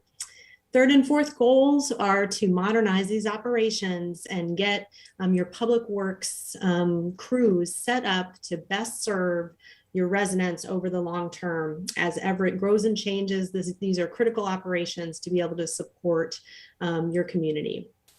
And then finally, this project needs to leverage the investment, which is significant, to catalyze city development and add public benefit. Quick review, Ryan hit the high points of the phases and the project. This is our 5th time in front of council. This project moved forward in a number of phases, which he reminded you of.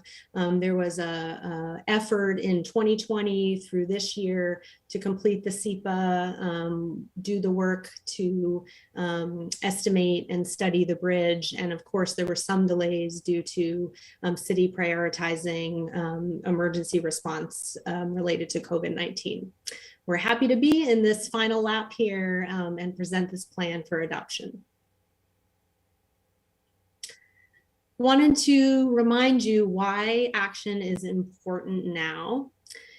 This project is essential to the continuity of the operations of your public works department. As you all are probably aware, major civic investment projects can take up to a decade to complete. And so making a decision now to allow your team to move forward with scoping activities, pre-design studies, et cetera, is really needed in order to have action in the relatively near term. Planning now will enable the city to anticipate spending that's needed and plan to budget this, to include this project in rate increases and future city budgets, and also position the city to be in a better position to pursue infrastructure grant funding or other funding or partnerships that may be available. Now, Cecilia is going to hit the high points of the plan's recommendations. So your existing Public Works Cedar campus is at the end of its useful life. Facilities are in poor condition, have seismic and other structural deficiencies, and are not configured to support your operations. This isn't something that can just be addressed with renovation. A renovation will not address your configuration issues. This is really a situation where new facilities are needed to cost effectively meet your needs long term. There's the additional challenge of evaluating whether or not, well, it's not clear whether Public Works is currently in the right location given the planned development around the light rail. However, operations facilities are challenging to site, and there are limited options to meet needs through relocation. As we've touched on already tonight, relocation is a complex issue. It's a complex decision, and the city has been wrestling with it for quite a long time. Finally, one other consideration with relocation is that it impacts two key operational adjacencies between Public Works and the Boneyard Materials Storage currently located at Epic, and Public Works and Fleet Maintenance, which is currently also located with them at Cedar. Both of those functions are accessed over 100 times a day by Public Works operations and are especially critical during emergency response operations. So pulling Public Works on a different site away from MVD will negatively impact performance. We looked at 6 location alternatives. The first, Cedar Service 2.0, so rebuilding in place on the existing Cedar campus property. The second is the Epic option.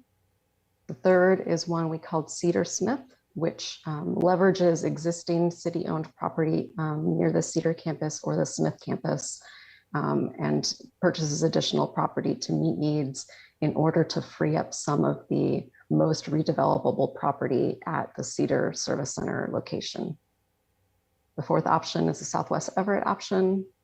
The fifth was Smith Island. And then the sixth was a multi-campus option where we looked at a headquarters in the Cedar Smith area, but adding a satellite in the Southwest Everett area. A few other options also came up under discussion when we were looking at alternatives. So Ackerwood was one that came up quite a bit. City-owned land at Kimberly Clark, Kmart property that recently sold in the Southwest, or outside of city limits. And none of these were brought into consideration because they all were less desirable or performed worse at first blush over the 6 options we were already looking at. One final thing, MVD is really critical to Public Works operations. And Public Works is actually one of their major customers. So adding a few minutes of distance, a few minutes of travel time between those two really adds up to millions of dollars over years and impacts resiliency. So it's very typical to see Public Works operations and fleet maintenance co-located for that reason. Now, MVD facilities at Cedar are also due for investment. So this project considered the potential, along with our alternatives analysis, we considered the potential for locating some fleet maintenance functions at a new service center to directly support those Public Works vehicles.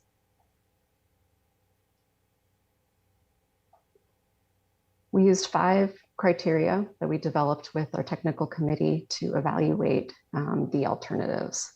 There were costs, so not just implementation costs, but also long-term operating costs, the ease of implementation of each option, how well each option supported the Public Works mission, how well or how resilient each location would be, and finally, how they supported city development goals. So those 5 criteria all considered how public benefit was brought to bear when looking at those criteria. So in our evaluation, the distance to the Epic's Materials Boneyard and the MVD Fleet Maintenance Services, that was the determining factor in how well a particular location performed. So by that, the best performing option was the Epic site. So this option co-locates operations with the Boneyard and offers plenty of additional space to accommodate growth, as well as accommodate co-located fleet maintenance facilities. So this is the most future-proof location from an operations perspective. Cedar Smith also performed well and is recommended it's recommended to pursue that option as a backup option. So as we've discussed, both options will require additional analysis or the next step feasibility assessment. We recommend keeping both options in mind as you move forward. Regardless of the option, the co-locating MVD facilities is really a critical piece. So when the city is ready to invest in those functions, we recommend that they be co-located with the new service center, at least to the extent that they're needed to support public works operations. Earlier in the planning process, we heard some reasonable concerns about the Epic site and specifically about the seismic and flooding risk at that location that could impact Public Works's ability to operate continuously. So we engaged a geotechnical engineering company to conduct a study of the site and to come up with some rough order of magnitude costs for what it would take to really conservatively improve the site for resiliency against seismic risk and flooding. So those very conservative costs assumed, even with those very conservative costs,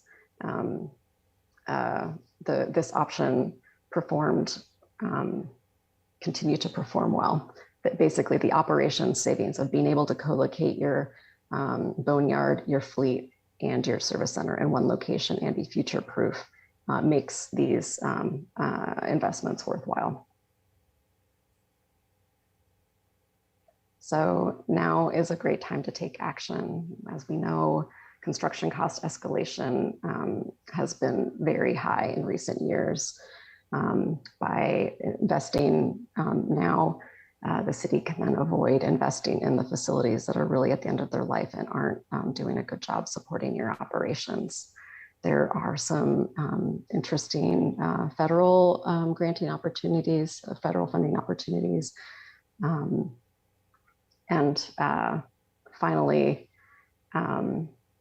we understand that this project is within the grasp of Public Works, and in fact, recent rate ordinance increases have already begun to reflect the cost of this investment. We know in working with Matt Wellborn and Public Works Finance that future rate increases will be able to cover the cost of the service center without impacting the measure of affordability for rates. So I can say that it was a great pleasure working with the City of Everett on this project and collaborating with Public Works. We really had a lot of great team members with your organization, and we're glad that we were able to help provide clarity around the Public Works admin relocation move to the Everett building. But we're especially pleased to have worked with the city to identify a really solid and exciting option for a new service center location. The Epic site will help you get out of your existing aging facilities, help support city development goals, both around the existing Cedar campus and at the Epic location. And most importantly, sets Public Works up to continue to provide great service to Everett residents for a long time to come.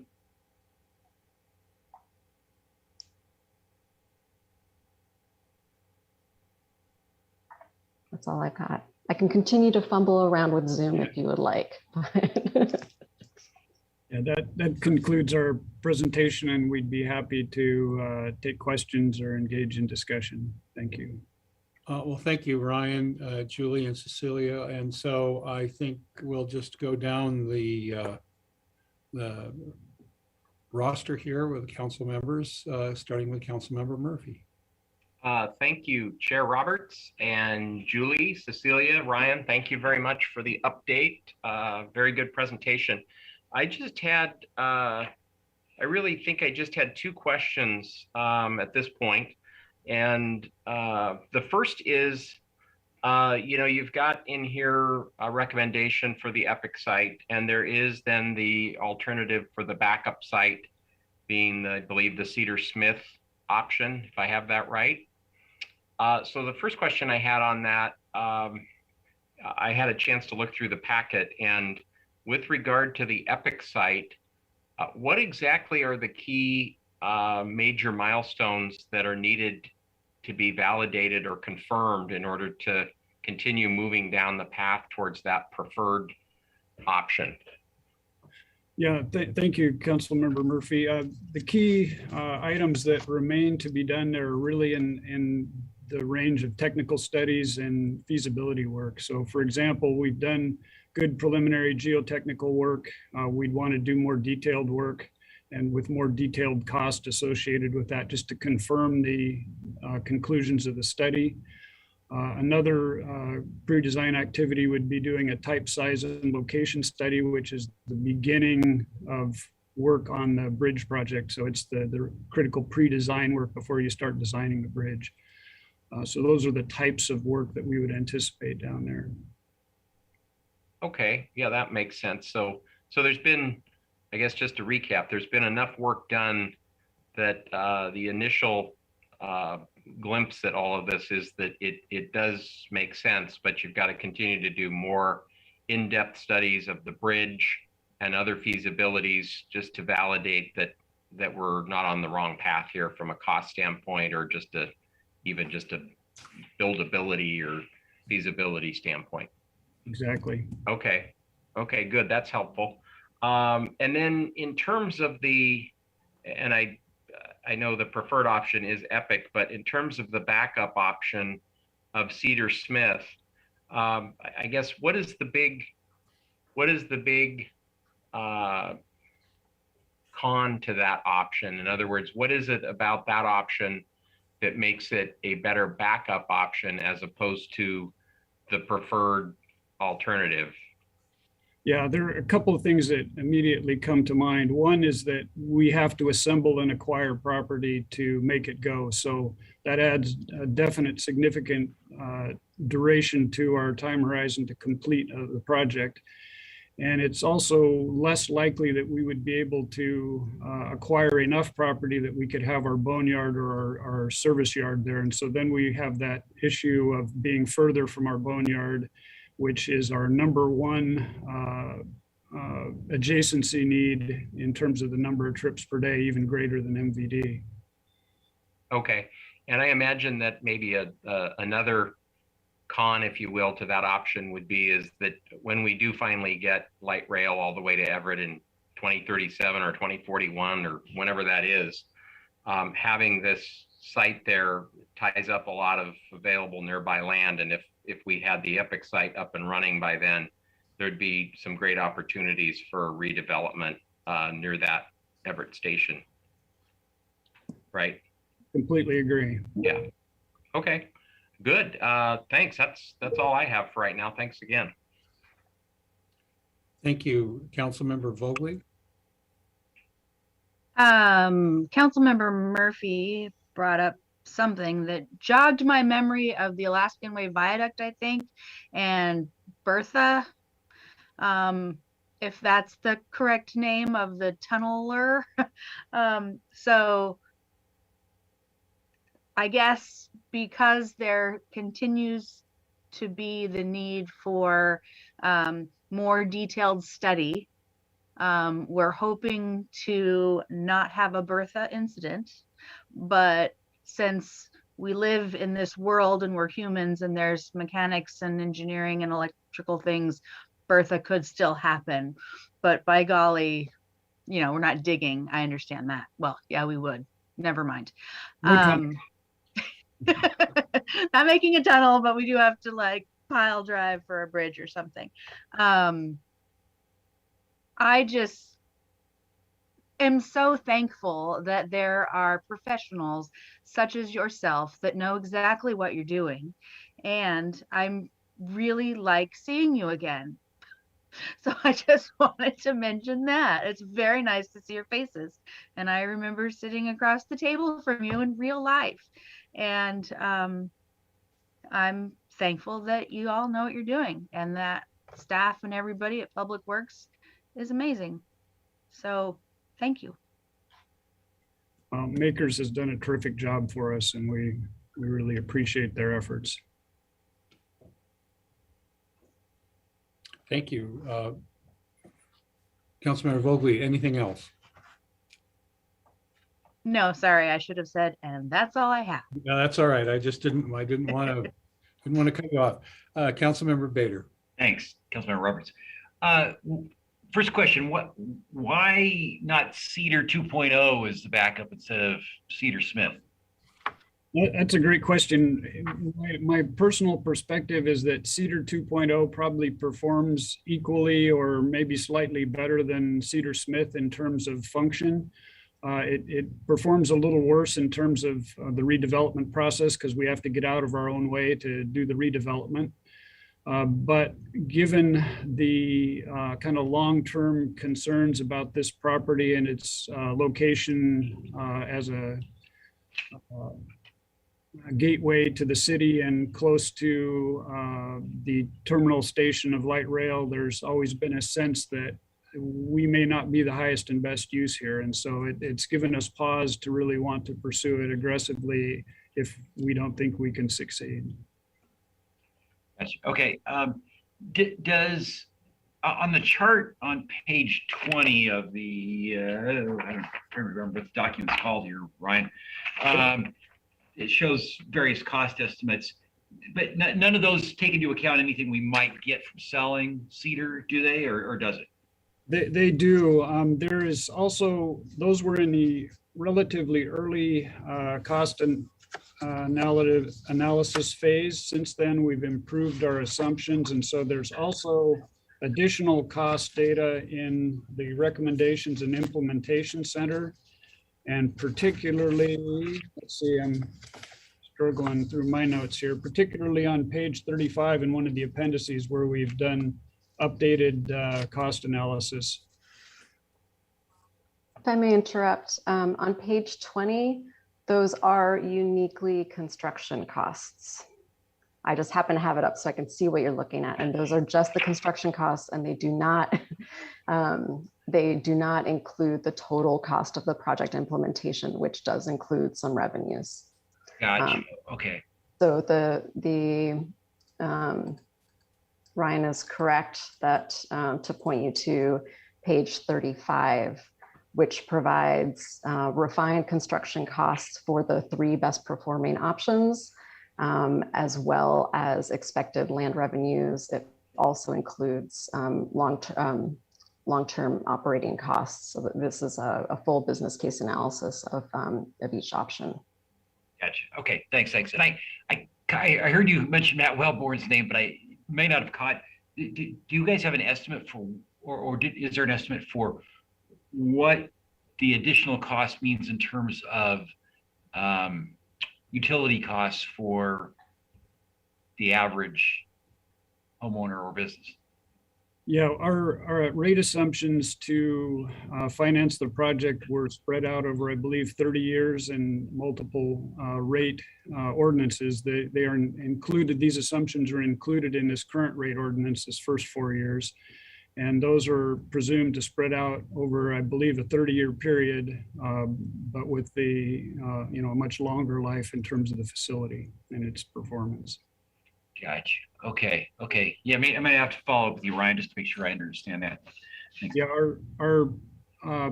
our presumptions on that was to try and show that we could afford to do this development project and still keep annual rate increases at or below 5% per year during that 30-year period.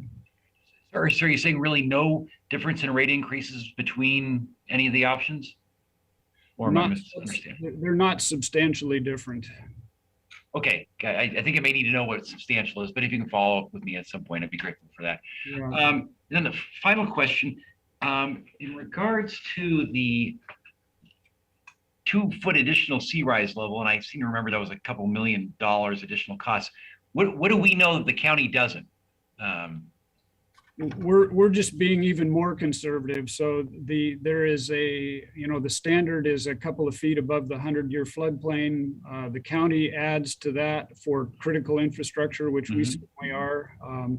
And then we've added even to that more conservatively in terms of sea level rise and climate concerns to be ultra conservative with that, with regard to flooding. Gotcha. I know we're all smart, but I'm just skeptical that we're smarter. The county's any less smart than we are, I guess, in terms of, their requirements. So I'm just dubious about the additional value of being even more conservative. I don't see the county as a bunch of risk takers that would throw caution to the wind and not opt for an additional 2 feet if they didn't think if they thought it was prudent. But anyhow, that's kind of my concern about adding even more costs we don't need to, unless we think the county really is, decision makers are imprudent people. So anyhow, thanks. I think part of it too is to show that even with very conservative assumptions, the EPIC site still performs well. Okay, great. Okay, thanks, Ryan. Appreciate that. Good information, and thanks to our presenters as well. Thank you. Councilmember Moore. Yes, as I said in my council comments, I do want to thank the mayor and my colleagues for the structure of council liaison roles this year. Having Public Works has been a pleasure, and I think I've always been a champion for coaching us as council members and our new council members, if you're listening, that we are a legislative body. We are not the administration. We are not the experts. And we do have very qualified experts. And certainly my years experience with Mr. Sass and Public Works just further emphasize that with us. So I look to my future colleagues to learn and not assume that the knowledge base that you have or the things you read on the internet are different or more relevant, because we can learn a lot from the people that we work for. The consultants, Cecilia, thank you for the presentation. And as I mentioned, we just need to know more. This has gone on too long. Julia, you as well. But this has been a long process. The rate structure needs to be, the point is inaction will cost us money. So we just need action. That's the key to walk away from that. Inaction is not a solution. Action is a solution. So let's move expediently, and thank you for the presentation. Thank you. I have not had a chance to go through all of the materials, but I've had a chance to go through quite a bit of it. I really do appreciate Ryan and the Makers team and all the work you've done. I do appreciate the additional work done in looking at seismic and seismic issues and sea level flood issues. They're not, as you well know, they're not the same, but they're related. And I think it's worth noting that, and perhaps to some degree to Councilmember Bader's question, from the time we started this to today, the sea level rise calculations have changed and they've increased. And so there is a risk factor there. I'm not suggesting it's not covered here. I'm just saying that it's interesting that that dynamic is changing that fast. I remain concerned about the EPIC site, but my concerns are the additional costs associated with seismic protection, so that that site in an earthquake would withstand those challenges. Obviously, if we have an earthquake, this facility will be called upon to do double duty. And the last thing we can afford is to have it fail at that point. That would create a huge jeopardy for the entire city. And so that's the concern I have. I appreciate that you have attempted to capture that in terms of additional costs. And I'm going to guess that was some estimates, including pilings or getting to bedrock as far as protection of the facility. and also addressing liquefaction, which is a concern in that area. So Ryan, let the record show, I see you nodding your head affirmatively, but I need to raise it because it is a concern that I have as we go forward with that site. And then a question I have is, did you look at a financial analysis that helps us understand what the trade-offs are for the sale of the existing property relative to the development costs of the Epic site? Yeah, one of the benefits of the Epic site is that if we sell the property at the Epic site currently to pursue another site, we'll sell it for price A.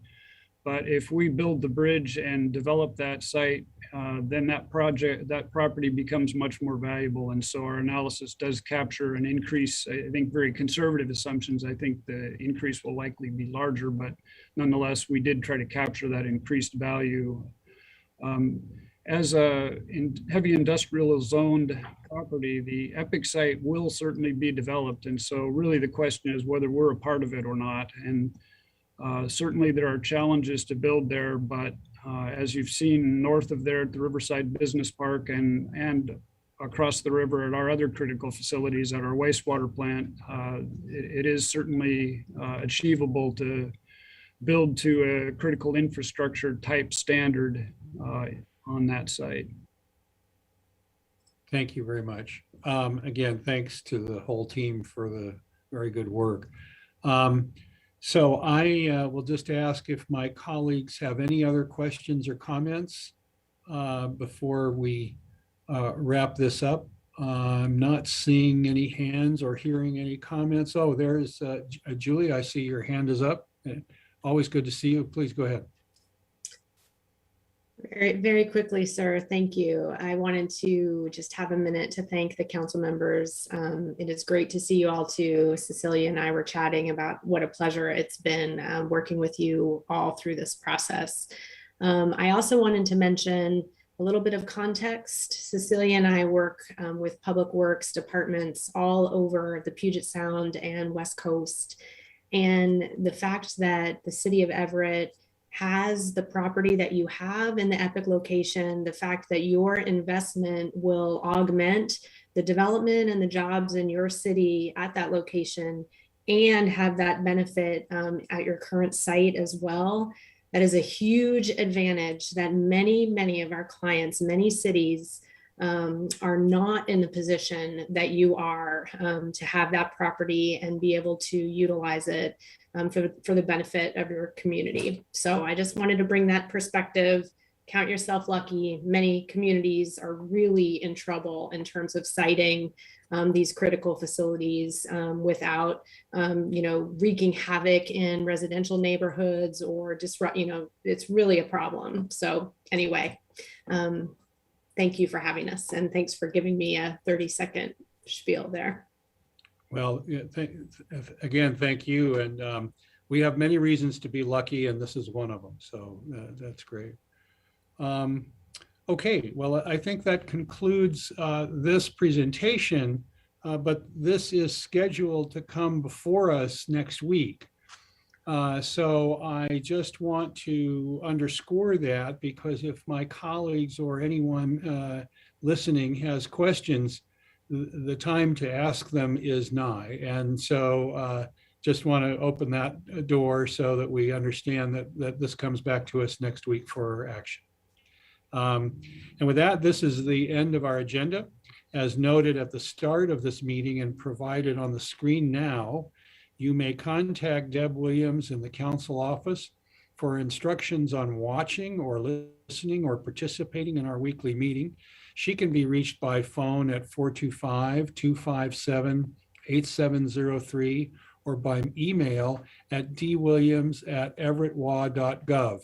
And as we all know, she does a great job in making sure that your comments get to us, so we appreciate that. So we'll now move, we do not have an executive session, and so we will now adjourn with no further business. Thanks, everyone.